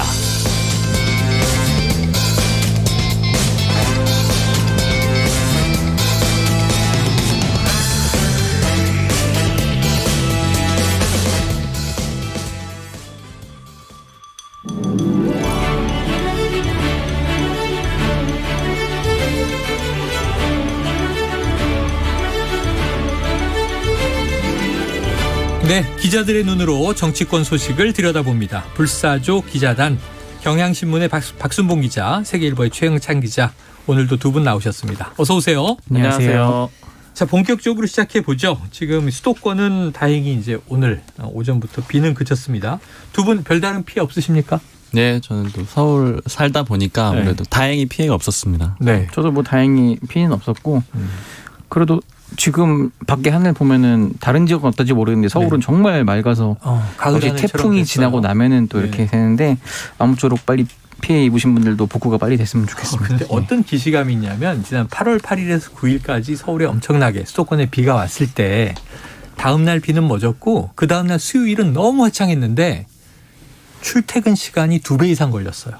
오늘도 좀 비슷했더라고요. 교통 통제 구간들이 있으니까 오늘도 교통이 출근 시간 장난 아닌 것 같더라고요. 오전에도 출근 시간 이후에도 상당히 많이 막혔었어요. 9시, 10시까지도. 네. 자, 그런 또 불편함이 있습니다. 통제 상황 잘 확인하셔야 되고요. 자, 지난번 중부지방 기록적 호우에 정부와 지자체가 제대로 대처하지 못했다, 이런 비판이 많이 일었었는데요. 당시에 뭐 대통령이 전화 지시했다, 전화 또 보고를 받았다, 또 꼭 출근했어야 하느냐, 이 컨트롤 타워가 아니라 폰트롤 타워다, 이런 논란도 있었죠. 자, 윤 대통령 이번에는 용산에서 철야를 했죠? 네, 퇴근을 반납하고 네, 또 민방위복까지 입고 뭐 만반의 준비를 갖추고 나왔고요. 여러 가지 좀 강조를 많이 한 것 같아요. 네. 퇴근도 안 하고 특히 어제 보면은 이 흰남노 외에는 질문 안 받겠다 이런 얘기도 윤석열 대통령이 출근길에 했거든요. 네. 보니까 두 가지 의미 정도가 느껴지더라고요. 일단 첫 번째는 흰남노 집중하고 있다, 이런 점 보여주고 싶었던 것 같고, 또 동시에 정쟁과 관련된 거에 최대한 언급이 안 되겠다. 네. 왜냐하면 지금 야당에서 여러 가지 공격하고 있는 거잖아요. 그거 답변하면은 이제 손뼉이 마주치면서 소리가 날 수가 있으니까 그런 것 자체를 좀 피하겠다라는 이런 의지도 많이 느껴졌고요. 그리고 이 재난 상황 같은 경우에는 국정상황실에서 좀 주로 담당을 하잖아요. 네. 어제 모 관계자하고 좀 연락을 하고 그러는데 상당히 늦게까지 일을 하는 거를 제가 봤거든요. 이제 카톡을 주고받고 하다 거의 답장도 잘 안 오고 뭐 밤늦게 뭐 못 봤다 뭐 이런 식으로 오는 거 보니까 어쨌든 이번에는 좀 아주 좀 단단하게 각오를 좀 했던 것 같습니다. 철저하게 각오도 하고 대응을 한 것 같다. 그런데 이제 용산 대통령실이 청와대에서 이제 옮겨진 지가 그렇게 긴 시간은 아니다 보니까 시스템은 좀 잘 갖춰져 있습니까? 사실 뭐 청와대만큼은 아닌 것 같아요. 그런데 이제 일단 내부 상황에 대해서는 잘 언급들을 안 하고 있어요. 네네. 대통령실에서 구체적으로 뭐 보여줄 필요는 없다, 이런 생각들이 좀 있는 것 같고요. 그리고 사실은 그러나 대통령실에 얼마만큼의 이 장비가 갖춰져 있느냐, 이 문제는 또 아닌 것 같아요. 뭐 선조치 이런 얘기들을 했던 걸로 봐서는 아무래도 현장에서 잘 대응을 해주면 또 그런 것들로 커버가 될 것 같습니다. 예, 알겠습니다. 자, 그러면 최 기자님, 더불어민주당은 지금 어떤 반응 보이고 있어요? 일단 재난 앞에는 여야가 없기 때문에 뭐 예전처럼 공격을 한다거나 이런 건 없습니다. 네네. 다만 이제 함께 마음을 모아서 총력 대응을 해야 한다, 이거고, 다들 좀 서둘러 지역구에 내려가고 계속 지역의 상황을 챙기는 모습들을 보였거든요. 피해 현장 살피고, 또 이게 추석을 앞두고 있잖아요. 그렇기 때문에 더더욱 더 신경을 좀 많이 쓰는 것 같고, 근데 어제 이제 의총이 있었잖아요. 긴급 의총이 있었죠. 예, 그래서 일부 의원들은 이제 굳이 태풍 피해가 이제 예상되는 시점에 더군다나 추석까지 앞두고 있는 상황에서 의원총회 이렇게까지 해야 하나, 이런 의견을 제가 길 가다가 갑자기 의원한테 붙잡혀서 먼저 그런 말을 꺼내는 거예요. 의원이 기자를 붙잡고 하고 싶었나 봐요, 이 말을. 그래서 이렇게 이 일이 이렇게까지 의원총회까지 할 일인가. 물론 중대한 야당 대표를 소환하겠다고 한 중대한 일이긴 하지만 어느 정도 의견이 정리가 됐는데 의원총회를 꼭 굳이 열어야겠냐, 이런 말을 할 정도여서, 오늘 안 그래도 지금 조홍천 의원 라디오에서 맞습니다. 이재명 대표 소환 요구할 때마다 이렇게 의총 열어서 피켓을 들 거냐라고 했잖아요. 많은 의원들이 많다고 하기는 좀 그렇고 적지 않은 의원들이 그 의견에 대해 좀 공감을 하고 있더라. 그러면 최 의원을 붙잡은 의원은 조홍천 의원은 아니었고, 저는 의원은 아니고 다른 의원. 사실 최 기자님 얘기하셔가지고 좀 비슷하게 생각이 나는 게 지난번에 집중호우 때도 전국위원회가 있었거든요. 지금 데자뷰처럼 어제도 또 전국위원회가 있었던 거잖아요. 그러니까 국민의힘에서도 사실 그런 얘기합니다. 지금 이렇게 재난 상황 있을 때마다 이 전국위원회를 해서 당내 문제를 이렇게 논의하는 게 주목받는 게 맞느냐, 이런 얘기들을 좀 국민의힘 내부에도 있습니다. 자, 그렇게 좀 생각하는 의원들이 많아지고 이야기, 목소리도 내고 실천도 해야 되지 않나 하는 생각이 듭니다. 자, 지금 14일로 예정돼 있는 법원에 또 한 번의 가처분 심리를 앞두고 지금 국민의힘이 대비책 마련에 분주하다, 이런 얘기가 있는데, 박 기자님, 주로 어떤 움직임들이 있어요? 세 가지 전략, 삼중 전략, 이렇게 분석을 해볼 수가 있을 것 같아요. 그러니까 사실 이게 주어부터가 조금 혼란스러워요. 국민의힘이 대비책을 마련한다라고 하면 이준석 전 대표는 꼭 국민의힘이 아닌 것 같은 이런 생각도 들기 때문에 반 이준석파라고 할까요? 아니면 혹은 권성동 원내대표가 마지막으로 총대를 맺기 때문에 소위 이제 윤핵관들의 마지막 그런 미션, 이런 작업 같은 것들이 되는 건데요. 이제 얼핏 보면은 사실은 지금 대부분의 평론이나 기사들도 그렇고 가처분이 또 인용이 될 가능성이 굉장히 높은데 이게 어떻게 가고 있는 거냐, 이런 궁금증들이 있잖아요. 그래서 저도 뭐 국민의힘 관계자한테 여러 명한테 물어봤는데 좀 인상적이었던 답변은 제명하면 되죠, 이렇게 얘기를 하더라고요. 가처분이 인용이 됐을 경우에는. 즉 이 얘기는 어떤 얘기냐면은, 그러니까 삼중 전략이라고 제가 말씀을 드렸는데, 이 비대위 출범만 가지고 이준석 전 대표를 견제하는 그런 그림이 아니고요. 전체적으로 좀 쪼는 그런 그림이에요. 일단 첫 번째는 비대위를 출범을 시켜가지고 이준석 전 대표 체제 자체를 종결시키는 그런 방식으로 하나가 쭉 진행이 돼가고 있는 거고요. 또 하나는 경찰 수사가 걸려 있잖아요. 네네. 여기에서도 또 하나 압박 카드로 사용을 할 수 있다라는 이런 판단이 있는 것 같아요. 네네. 근데 지금 경찰 수사 같은 경우에는 뭐 경찰 쪽도 그렇고 정치권 쪽도 그렇고 전반적으로 얘기를 들어봤을 때는 어느 정도 가닥이 잡힌 것 같거든요. 일단은 그 불송치, 그러니까 공소권 없음 처리를 네네네. 하되 다만 그러나 공소권이 없다라는 건 공소시효가 지났다라는 걸 네네. 근거로 들 거고요. 대신에 성접대는 있었다라는 취지로 그런 의견이 담길 가능성이 높아요. 법적 단계로 가진 않더라도 그렇죠. 그러면 일종의 뭐 소위 말하는 망신주기처럼 그런 그림이 될 네네네네. 가능성이 있고, 그럼 이제 이걸 근거로 무고를 걸 수가 있다. 이제 이런 얘기들은 나오고 있거든요. 왜냐하면은 이제 이준석 전 대표가 가세현 이런 쪽을 상대로 이제 자기 성접대 없었는데 허위로 이렇게 보도를 했다라고 했으니까 그런 것들은 무고다라고 해서 걸 수 있는 그런 가능성이 있고, 여기에 덩달아서 윤리위가 그러니까 법적으로는 처벌을 못하더라도 만약에 경찰이 그런 내용을 적시하게 된다라면은 물론 이제 아직 확정된 건 아니지만 팩트였다 뭐 이런 이야기가 나온다면 그렇죠. 그걸 근거로 해가지고 또 이제 다시 한번 윤리위에서 징계를 할 수가 있잖아요. 이제 이런 경우에 제명을 할 수가 있는 건데, 즉 따져 보면은 비대위는 비대위대로 가고 경찰 수사와 윤리 이 징계를 콤보로 사용을 해가지고 이제 이준석 전 대표를 좀 쪼우는 그런 그림으로 좀 갈 걸로 그렇게 보입니다. 네, 자 경찰이 그러면 지금 이야기하신 국민의힘의 새로운 지도부를 창출하려는 세력이 기대하는 발표를 해줄지 이것도 한번 지켜봐야 될 사안이 되고, 이준석 대표는 계속 경찰에 압박 넣고 있다 또 이런 이제 문제를 제기하기도 했어요. 지켜보도록 하죠. 자, 그런데 이제 예상을 깬 하나 보도가 뭐냐면 결국은 돌돌권 이런 얘기 했던 것처럼 돌돌주 이런 얘기를 했었어요. 주호영 비대위원장이 다시 또 새 비대위원장 맡는 거 아니냐. 근데 고사를 했습니다. 그렇다면 이건 어떤 배경이 있습니까? 네, 이거 오전에 얘기를 좀 쭉 들어봤습니다. 이게 저도 궁금해가지고 크게는 두 가지 해석이 있어요. 일단 첫 번째는 주호영 비대위원장, 전 비대위원장이 밝힌 대로 자진해서 사퇴를 한 거다. 이렇게 볼 수가 있는데 요거는 어떤 의미냐면 별로 좋은 자리가 아니잖아요, 사실은. 주호영 전 비대위원장이 처음에 비대위원장, 앞서서 비대위원장 거론됐을 때는 원래는 관리형으로 안 하고 나름대로는 뭐 혁신형이라고 할까요? 좀 존재감 있는 비대위를 운영하려고 했었는데 시간 더 달라 그랬었고. 근데 그게 중간 과정에 어느 정도 관리형으로 좀 전환이 됐다 이런 분석들은 해드렸었잖아요. 그러니까 결국 관리형으로 되는데 한번 가처분이 인용되면서 무산이 됐었고 이런 과정 자체가 썩 좋은 자리가 아니고 결국에는 전당대회를 가기 위한 중간 단계가 될 거기 때문에 좋은 자리가 아니라서 거부를 했다 이런 얘기가 있고, 그리고 국민의힘 사람들한테 물어보니까 비대위원들도 좀 새로 찾아보고 있는데 잘 안 된다 그래요. 그러니까 이제 구인난이 좀 있다라는 겁니다. 그러니까 이 얘기는 결국에는 지금 비대위 자체가 이준석 전 대표의 가처분 신청과 법원의 인용으로 좀 힘이 빠진 그런 그림이 됐고요. 근데 이제 두 번째 해석이 저는 좀 이 명목상 분위기상으로 맞는 것 같은데 대통령실 혹은 여권에서 주호영 전 비대위원장 다시 내세우는 거 안 된다 이런 의견을 전달했다는 얘기가 있어요. 이런 해석이 있는데 이제 모 관계자가 이렇게 표현을 하더라고요. 주호영 비대위원장 갖고 되겠냐. 그래서 발표도 안 한 거다. 이렇게 보는 게 맞다. 이렇게 얘기를 하는데 이게 어떤 의미냐면 일단 첫 번째로는 같은 사람으로 다시 비대위원장을 내세우게 되면은 법원에서 또 이준석 전 대표한테 패배할 가능성이 굉장히 높다라고 본다라는 거죠. 그러니까 그래서 다른 사람을 여론상으로도 불리해지고 그림도 안 좋기 때문에 바꿔야 된다. 이런 그림인 거고, 그리고 지금 기존의 윤핵관들을 좀 정리하고 이 윤석열 대통령이 새로운 그림을 만들려고 할 텐데 지금 거론되는 게 박주선 전 국회 부의장이거든요. 그러게요. 그러니까 예를 들자면은 그래도 비교적 김한길 전 대표, 김한길 국민통합위원장이랑 가까운 분류라고 볼 수가 있죠. 그러니까 국민의힘 내에서는 소수 그룹이긴 한데 굳이 표현하자면 국민의힘 내 민주계라고 할까요? 요 인사들을 좀 전면에 이제는 등장시킬 그런 타이밍이 됐어요.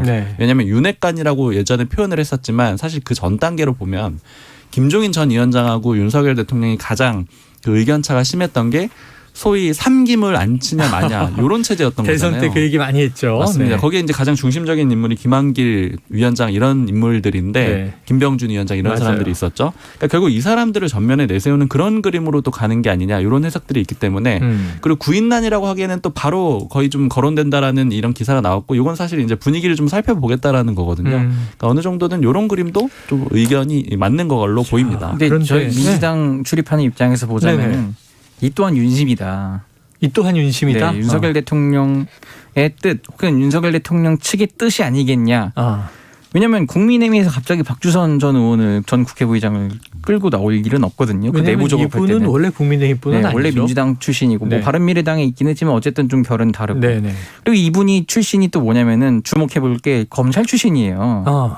검사. 그러면 윤석열 대통령이 믿을 만한 사람은 역시 검사 출신밖에 없다. 그래서 결국은 돌고 돌아 다시 윤심으로 가려는 것 아니냐 이런 추측이 지금 제기되는 상황입니다. 자, 민주당 지금 반응 얘기하셨으니까 김한길 전 대표도 사실은 민주당 대표였고 안철수 공동대표를 영입해서 함께 대표를 또 하기도 했어요.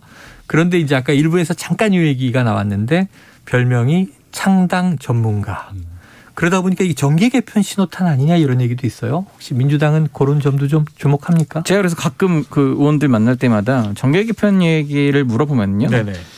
될 리가 없다는 거예요. 왜냐하면 이제 김한길 전 대표가 어떤 사람인지를 누구보다 다들 잘 알고 그렇기 때문에 굳이 뭐 그분의 현혹돼서 이렇게 넘어갈 리가 없고 지금 그리고 정계 개편 타이밍이 아니라는 거예요. 정계 개편 타이밍은 큰 선거를 앞두고 그러니까 총선 앞두고 6개월 뭐 한 3개월 이럴 때가 타이밍이지 지금 논하기엔 너무 이르다. 그리고 정계 개편의 조건은 확실한 표밭이 있어야 된다. 그러면 이제 예를 들어 민주당에서 지금 또 어떤 분은 뭐 친문에 들고 나와서 신당 창당하는 건 아니냐 이런데 그건 절대 그럴 리가 없고 만에 하나 이 광주 전남 이런 쪽에 호남의 기반을 세게 둔 의원들이 똘똘 뭉쳐서 공천 탈락이 유력하다면은 나와서 옛날 국민의당처럼 창당할 수 있다.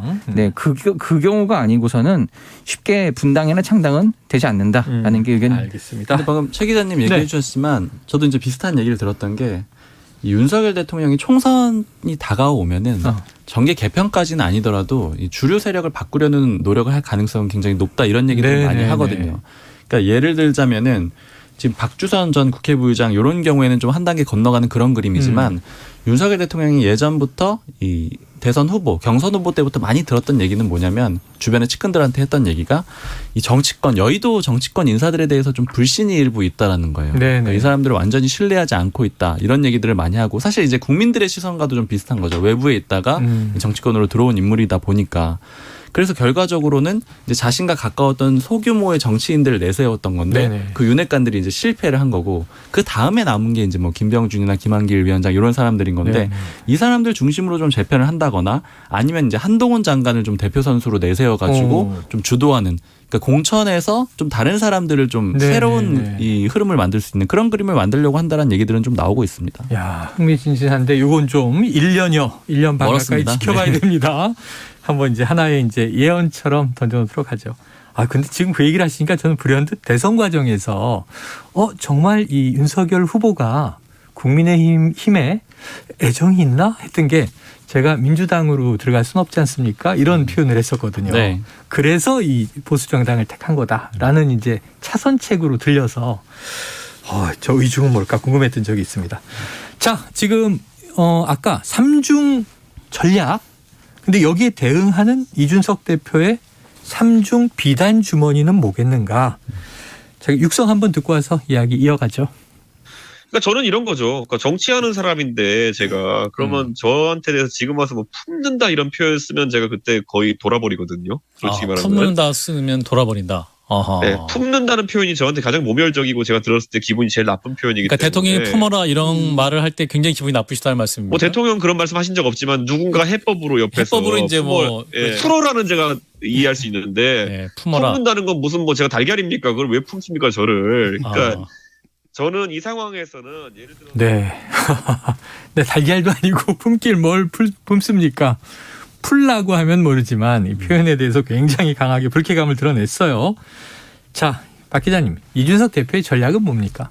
네, 어제 한번 또 이 3중 전략에 대해서 이제 이준석 전 대표 쪽 사람하고 쭉 얘기를 해봤거든요. 어떤 식으로 대응을 할 거냐 이렇게 얘기를 했더니 일단 이미 대응하고 있는 것들도 있고요. 좀 비교적 뭐 심플합니다. 일단 비대위 같은 경우에는 법적으로 대응을 할 그런 계획이고 이미 하고 있는 거죠. 가처분 신청을 한다거나 아니면 또 본안 소송을 한다거나 이런 걸로 계속 진행을 하고 있고요. 지금 윤리위 같은 경우에는 여론전을 이미 시작을 했습니다. 대구에서 기자회견 일요일 날 했었잖아요. 그때 표현들 보면은 나는 금지곡을 계속 부르겠다. 뭐 이런 얘기를 한다거나 표현의 자유를 계속 강조를 했거든요. 근데 이게 어떤 걸로 연결이 되냐면 윤석열 대통령 혹은 윤석열 정부를 비판을 좀 할 수도 있다 이런 정도의 취지를 넘어서 윤리위에서 어떤 발언들을 하는 거에 대해서 징계를 하는 거에 대해서 미리 좀 견제를 하는 거죠. 네네. 이런 말도 못 하느냐 이런 식으로 미리 좀 견제를 하고 있는 그런 그림이 하나가 있고 그리고 또 하나 그림을 보면은 대구에서 기자회견했을 때 가장 저는 좀 인상적이었던 게 유승민 전 의원이나 김종인 전 비상대책위원장을 언급을 한 거예요. 네네. 이준석 전 대표를 비롯해서 좀 그 가까운 사람들하고 많이 얘기를 해보면 이준석 전 대표의 지금 대응은 유승민 반면교사 이런 식으로도 좀 표현을 하거든요. 네네. 예전에 유승민 전 의원이 원내대표에서 물러나던 시절과 딱 다 반대로 하는 거예요. 배신자 낙인을 참 못대했잖아요. 맞습니다. 끝내 그때 그렇게 순수히 물러나게 되면은 정치적으로 배신자 낙인이 찍히고 복귀를 할 수 없다라고 이준석 전 대표는 판단을 한 겁니다. 네. 그러다 보니까 절대 물러서지 않고 끝까지 싸우고 있는 거고 그리고 또 예를 들자면은 대구에서 좀 일종의 이제 배신자 낙인이 찍혔던 거잖아요. 네네. 유승민 전 원내대표는. 그러니까 오히려 대구로 들어가가지고 대구에서 정면 돌파를 하는 그런 그림을 계속 만들고 있는 겁니다. 그리고 윤리위 징계 같은 경우에는 결국에는 또 여론전도 계속 얘기를 하고 있는 게 그 네. 측에서 계속 흘리고 있는 얘기들은 어떤 거가 있냐면은 지금 예전에 징계받았던 사람들 뭐 대표적으로 이제 홍준표 대구시장 같은 경우에는 네네. 예전에 기소도 됐었는데 예. 그 정도의 징계를 받은 적이 없다 이런 얘기들도 꾸준히 하고 있거든요. 결국 이 형평성 문제를 계속 강조를 할 겁니다. 그리고 이제 하나의 좀 대응 전략 중에 더 좀 의미가 있는 거는 아까 이 윤석열 대통령이 정치권 인사, 즉 기존의 의원들에 대해서는 좀 신뢰가 없을 수 있다 이런 평가가 있다라고 말씀을 드렸잖아요. 근데 일부 의원들은 그런 걸 느끼는 의원들이 상당히 있거든요. 특히 네. PK 지역이 좀 다수 있다라 그래요. 예, 그러니까 예를 예. 들자면은 뭐 당에서 좀 문제가 돼서 탈당을 했다가 돌아왔다거나 이런 인사들이 몇 명 있는데 부산 경남 쪽에. 네, 그럼 이런 의원들 같은 경우에는 다음 공천 때 윤석열 대통령이 과연 예를 들자면 공천권이 있다면 네. 대통령에게 공천을 줄 것인가에 대해서 좀 의문을 갖고 있다라고 하거든요. 그래서 이준석 전 대표가 그런 의원들에게 개개인적으로 좀 전화를 돌려가지고 나는 계속해서 공정한 경쟁을 강조해왔다. 네. 네. 이제 경선을 붙여주겠다 이런 식으로 좀 얘기를 하고 있다라는 그런 후문도 있습니다. 자, 한번 이준석 대표의 3중 대응 행보도 지켜봐야 할 것 같습니다. 자, 이번에는 야당, 민주당으로도 가봐야 됩니다. 시간이 촉박하네요. 참 나눌 얘기 많은데. 자, 최 기자님. 예. 이재명 대표 결국 오늘 검찰에 출석하지 않았어요. 그렇습니다. 아침에 연락해 보니까 8시에서 9시 사이에 입장을 내겠다 이러더라고요. 그랬더니만은 안호영 수석 대변인 명의로 브리핑을 냈어요. 근데 핵심은 뭐냐면은 검찰이 요구했던 것에 대해서 서면으로 어제 다 제출을 했다. 어제. 네, 그래서 네네. 유선까지 이제 받은 걸 확인을 했다. 이렇게 얘기를 했고요. 이제 막판까지 고민을 했지만 어쨌든 이 안 나가는 게 좋겠다는 당 중진들 그리고 또 네네. 의원총회 결과에 따라서 지금 개인 이재명 의원이 아니잖아요. 당 대표 이재명 대표이기 때문에 네. 그런 의견을 충분히 수렴해서 결국은 이런 선택을 했다. 이렇게 받아들여집니다. 어제 이제 긴급 의총의 내용이 그거였고 아까 한 의원의 불만도 익명으로 전해주셨습니다만 조응천 의원 아니 뭐 대표가 소환될 때마다 긴급 의총이 열 거냐 불편하다 이런 얘기를 했어요. 자, 총선을 앞두고 당직 인선에 난항을 겪었던 이 대표. 자, 검찰 출석 요구에 대한 민주당 내부 분위기가 막 갈리고 어제 의총 분위기는 이제 결론 나왔습니다만 이게 어땠어요? 좀 실제적인 분위기는. 이제 뭐 의회로 나가야 한다 뭐 이런 말도 있었는데 제가 요즘 느끼고 있는 건요. 이분들 지금 소위 말해서 당이 막 친명이냐 비명이냐 갈라져 있었다가 소위 말한 검찰 또는 여권 뭐 윤석열 대통령까지 해서 이렇게 상대가 딱 명확히 정해져 버리니까 완전히 똘똘 뭉쳐 있다. 지금 그래요? 이거를 느꼈고 제가 이제 주말부터 쭉 전화를 돌려보는데 일부러 소위 친문, 비명, 반명이라고 하는 분들도 전화를 해봐요. 이러면은 야, 이런 건덕지 같지도 않은 건으로 이렇게 야당 대표를 올가매려고 하면 되겠냐. 이건 좀 아닌 것 같다. 뭐 이렇게 얘기를 하는 거예요. 가령 예를 들어서 중대한 부패 범죄가 있어서 이런 협의가 딱 드러나서 그래서 소환을 하겠다라고 하면은 우리도 좀 생각을 해볼 테지만 이런 경우로 이렇게 제1야당 대표를 하는 거는 예의가 아니다라고 굉장히 단호하게 얘기를 하기 때문에 그래서 제가 이제 친명 쪽 의원들한테 물어봤죠. 당이 어떻게 보면 더 하나로 뭉치는 것 같다 이랬더니 이렇게 얘기를 하는 거예요. 그래서 정치가 생물이라는 거야, 최 기자. 딱 이렇게 얘기를 하는 거예요. 어쨌든 굉장히 큰 말로는 어떤 의원이 최 기자님한테 반말합니까? 아니 뭐 그런 분들이 있습니다. 이름을 빨리 공개하시죠. 근데 그 얘기를 하면서 그게 뭐가 중요하냐면은 이 전당대회 기간까지만 해도 계속 뭐 사법 리스크니 뭐니 말로 막 떠들었는데 막상 터지니까 이게 본인 일이 아니라고만 생각할 수 없다는 거예요. 네. 특히 네. 정치인들은 무수히 많은 발언을 하지 않습니까? 근데 이런 식으로 이재명 대표한테도 그 개별 의원한테도 이재명 대표처럼 이렇게 막 어떤 발언에 대해서 꼬투리 잡아서 당신 거짓말했으니까 나오세요라고 할 수도 있다는 거예요. 네. 그렇기 때문에 이게 남일 같지 않으니까 민주당 의원들이 이제 야당이 됐으니까 더 똘똘 뭉치고 있다. 좀 이렇게 좀 보이고요. 다만 그래서 이재명 대표도 살짝 호재인 건 있습니다. 네. 지금 인선이 사실 언론이든 뭐 비명 쪽이든 탕평이나 통합을 기대한 면이 없지 않았는데 거의 친명이에요. 아, 그래요? 본인 선거를 도왔던 본인과 늘 함께 왔던 인사로 계속 줄줄이 발표를 하면서 크게 북으로 울릴 때는 이제 단일 대우로 굉장히 하는데 내부적으로는 그렇게 인선을 해서 거의 당을 이제 소위 말해서 이재명의 민주당으로 가게 만들고 있다. 네. 그런 면에서 봤을 때는 지금 이 검찰이라는 거대한 적이 딱 나타난 게 이재명 대표한테는 나쁘지 않다. 저는 이렇게 보입니다. 자, 정치는 생물이다. 또 외부에 적이 있으니까 내부는 뭉친다. 우리가 익히 또 보아온 장면들이기도 한데 어제 이제 불출석에 대한 뭐 의총 결과 외에도 지금 김건희 특검법 민주당이 지금 강하게 지금 집중하고 있지 않습니까? 이게 전쟁입니다. 이 표현으로 이제 시작된 건데 자, 박 기자님. 네. 국민의힘은 어떻게 보고 있어요? 이 전쟁.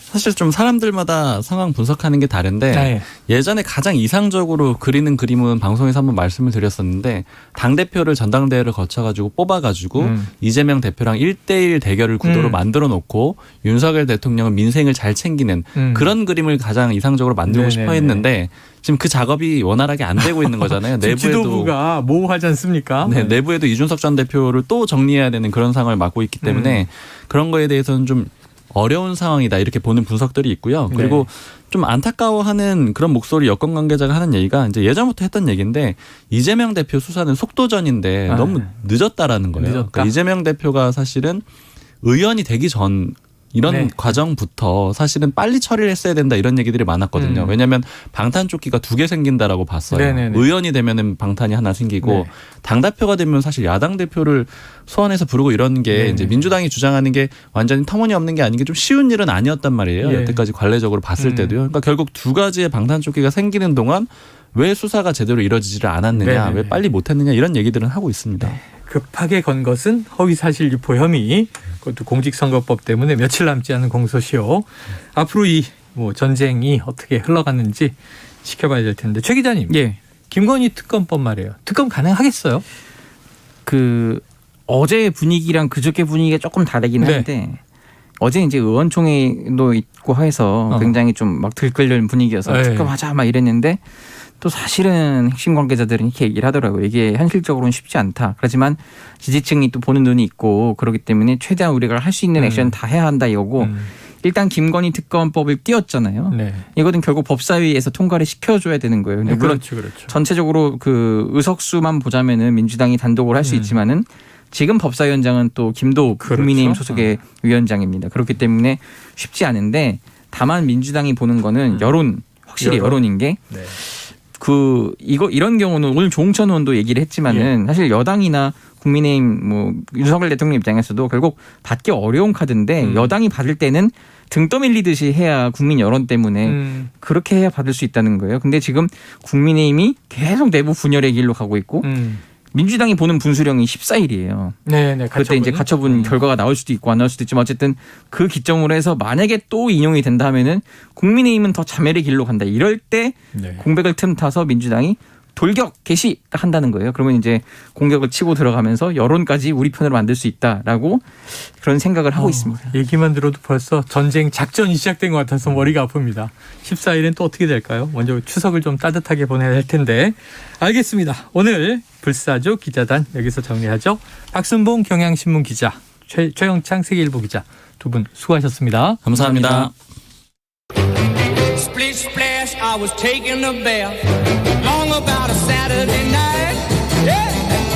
점심 먹고 유쾌한 시사 디저트 한 입. 최영일의 시사본부. 네, 시사본부 매일 이 시간 청취자분들께 드리는 깜짝 간식 선물이 오늘도 준비되어 있습니다. 컵라면과 바나나 우유입니다. 자, 코너 들으시면서 문자로 의견 주시는 청취자분들에게 저희가 쏩니다. 짧은 문자 50원, 긴 문자 100원이 드는 샵 9730으로 의견 많이 보내주십시오. 자, IT본부 본격적으로 시작해보죠. 오늘 시사본부를 처음 찾아주신 분입니다. 김덕진 연구소장 대신 오늘은 IT 전문가 송태민 씨가 나오셨습니다. 어서 오십시오. 네, 반갑습니다. 송태민입니다. 오늘 그냥 고정 바꿔버리나요? 네네. 이야기 나눠보도록 하죠. 네. 김덕진 소장님이 떨고 있을지도 몰라요. 자, 우리 컴퓨터에 이 바이러스를 막아주는 이른바 우리가 뭐 백신 부르기도 하는데, 근데 이 중에 알약이라고 있는데 참 오래 들어온 거잖아요. 맞습니다. 알약. 근데 이게 사약이 됐다. 이게 무슨 얘기예요? 네.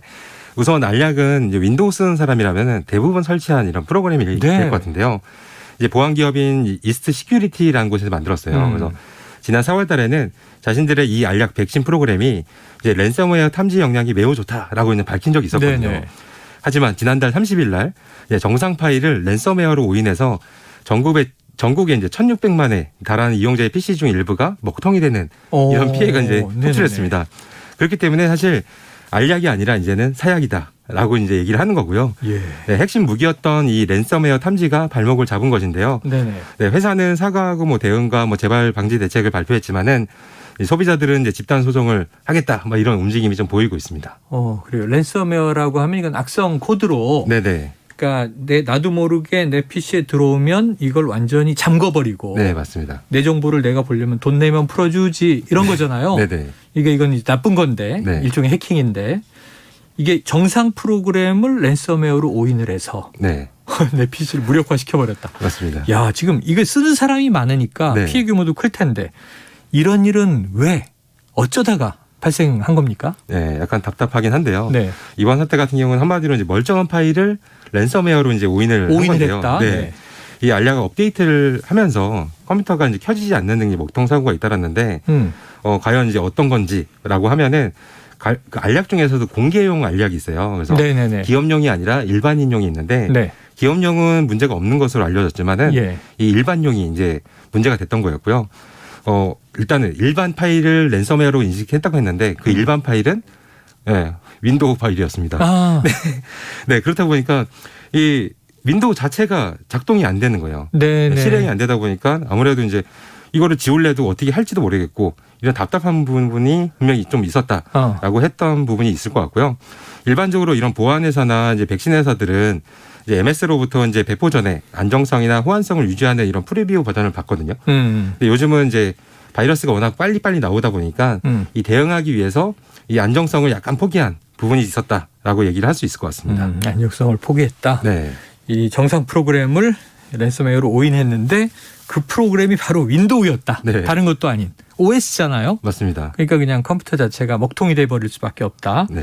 자, 이날 이 문제로 인해서 뭐 컴퓨터를 새로 포맷하신 분들도 있고 문제가 심각하다는 얘기들이 시끌시끌한데 지금 95땡땡님이라고 제가 다 말씀 안 드리는 게 뭐냐면 이런 내용이에요. 아이고 저희 회사 컴퓨터도 걸려서 놀랬어요. 일 못할 뻔했어요. 그랬는데 아까 기업용은 문제 없었다 그랬잖아요. 네네. 그럼 이분 지금 공개용 일반용 쓰시는 거잖아요. 그렇죠. 네네. 잘못된 거죠. 네네. 그래서 땡땡님으로 소개했으니까요. 이거 한번 확인해 보시기 바랍니다. 회사에서는 기업용을 구매해서 쓰시는 거고 개인은 이제 일반용을 또 쓰시는 거고. 맞습니다. 이게 이제 일종의 공개 버전이니까 아까 말씀하신 대로 보급형. 네, 맞습니다. 예, 차이가 좀 있었다. 네. 자, 그런데 이게 송태민 씨도 지금 얘기를 하고 계시고 IT 전문가신데 피해를 봤다는 얘기를 우리 작가분이 살짝 전해줘서 맞습니까? 네, 맞습니다. 어떻게 된 겁니까? 사실 이거는 알약을 설치한 사람이라면은 누구나 당할 수밖에 없는 부분이었어요. 왜냐하면 대부분의 이제 보안을 위해서 자동 업데이트를 켜놓거든요. 네, 맞아요. 그 시간대에 컴퓨터를 사용한 사람이라면은 사실 누구나 걸릴 이 사태가 발생될 수밖에 없는 상황이었거든요. 그래서 사실 이제 저는 개인적으로는 윈도우보다 저는 맥을 많이 사용합니다. 근데 이 30일 날 제 딸이 저한테 막 부르는 거예요. 아빠 컴퓨터가 안 돼. 화상 수업을 해야 되는데 컴퓨터가 갑자기 다운돼서 안 된다. 그래서 또 얘 이상한 거 깔았구나 라고 생각을 해서 뭐라 하려고 했는데 알고 봤더니 알약에서 뭔가 알림이 뜨더니 얘 때문에 이제 안 되는 거예요. 그래서 괜히 애를 혼낼 뻔했다라고 했지만은 아이의 문제가 아닌데. 네, 아이의 문제가 아니었다라고 이제 얘기를 할 수 있을 것 같아요. 아이고, 네. 또 이런 과정이 있어요. 근데 사실 이제 오늘 같은 경우는 태풍 때문에 많은 학교들이 또 오늘 이 남쪽 지방은요 온라인 수업으로 전환한 학교가 꽤 많습니다. 맞습니다. 저도 사실 영등포에 사는데 영등포도 사실 화상으로 다 전환을 했거든요. 아, 서울에서도. 네. 하지만 이 지금 먹통이 돼서 접속을 못해서 이제 다른 컴퓨터를 빌려서 지금 수업을 진행을 했습니다. 아이고, 그런 또 불편함이. 아이고, 그래서 오늘 오전에 어떤 어머니가 SNS에 올리셨는데 하늘이 이렇게 맑은데 왜 학교를 안 가는 거야?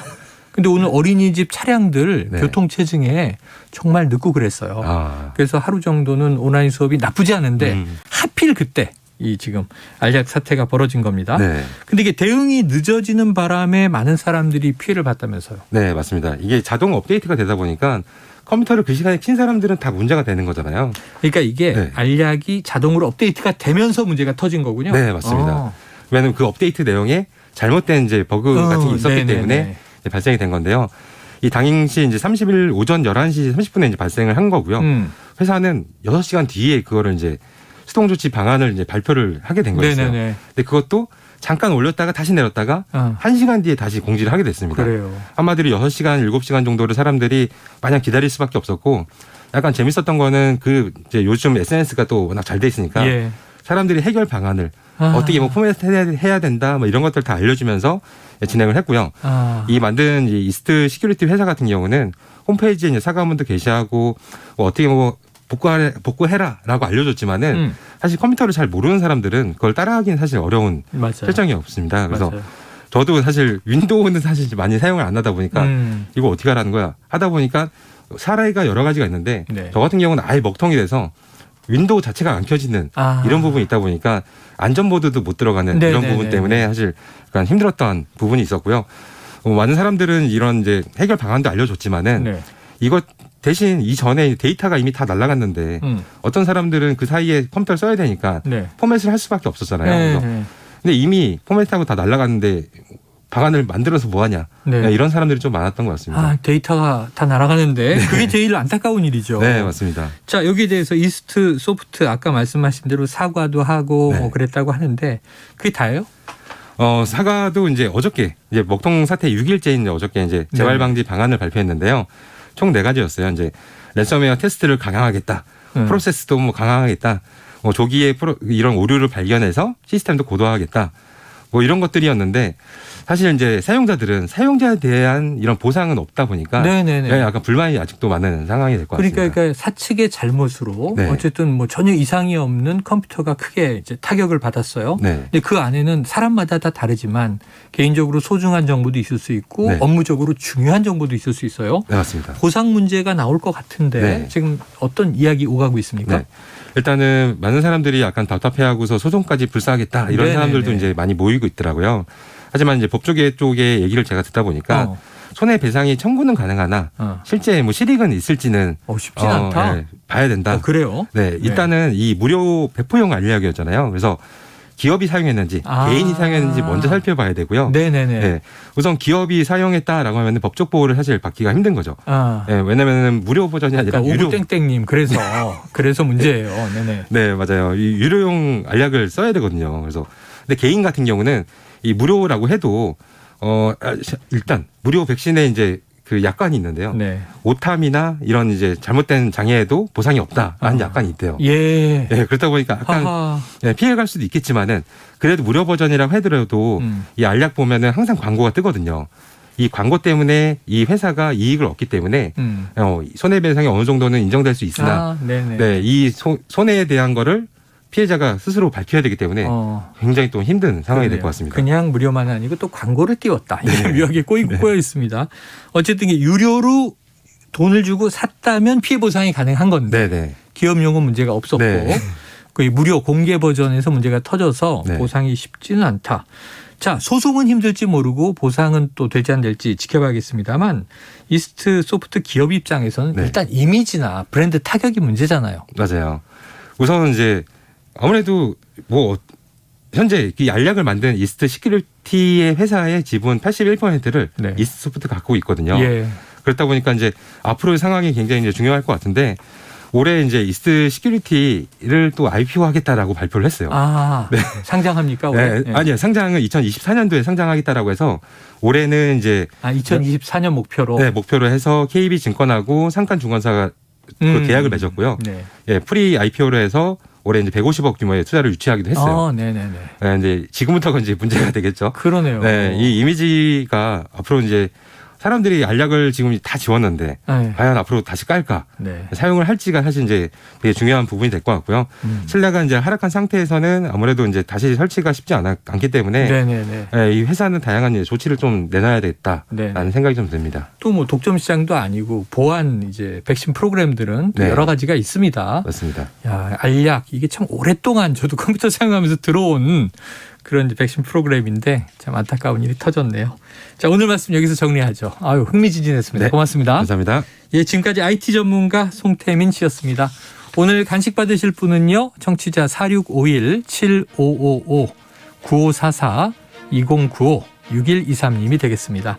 자, 최영일의 시사본부 오늘 준비한 소식 여기까지고요. 태풍 완전히 끝날 때까지 안전에 만전을 기하시기 바랍니다. 저는 내일 낮 12시 20분에 다시 돌아오도록 하겠습니다. 청취해 주신 여러분 고맙습니다.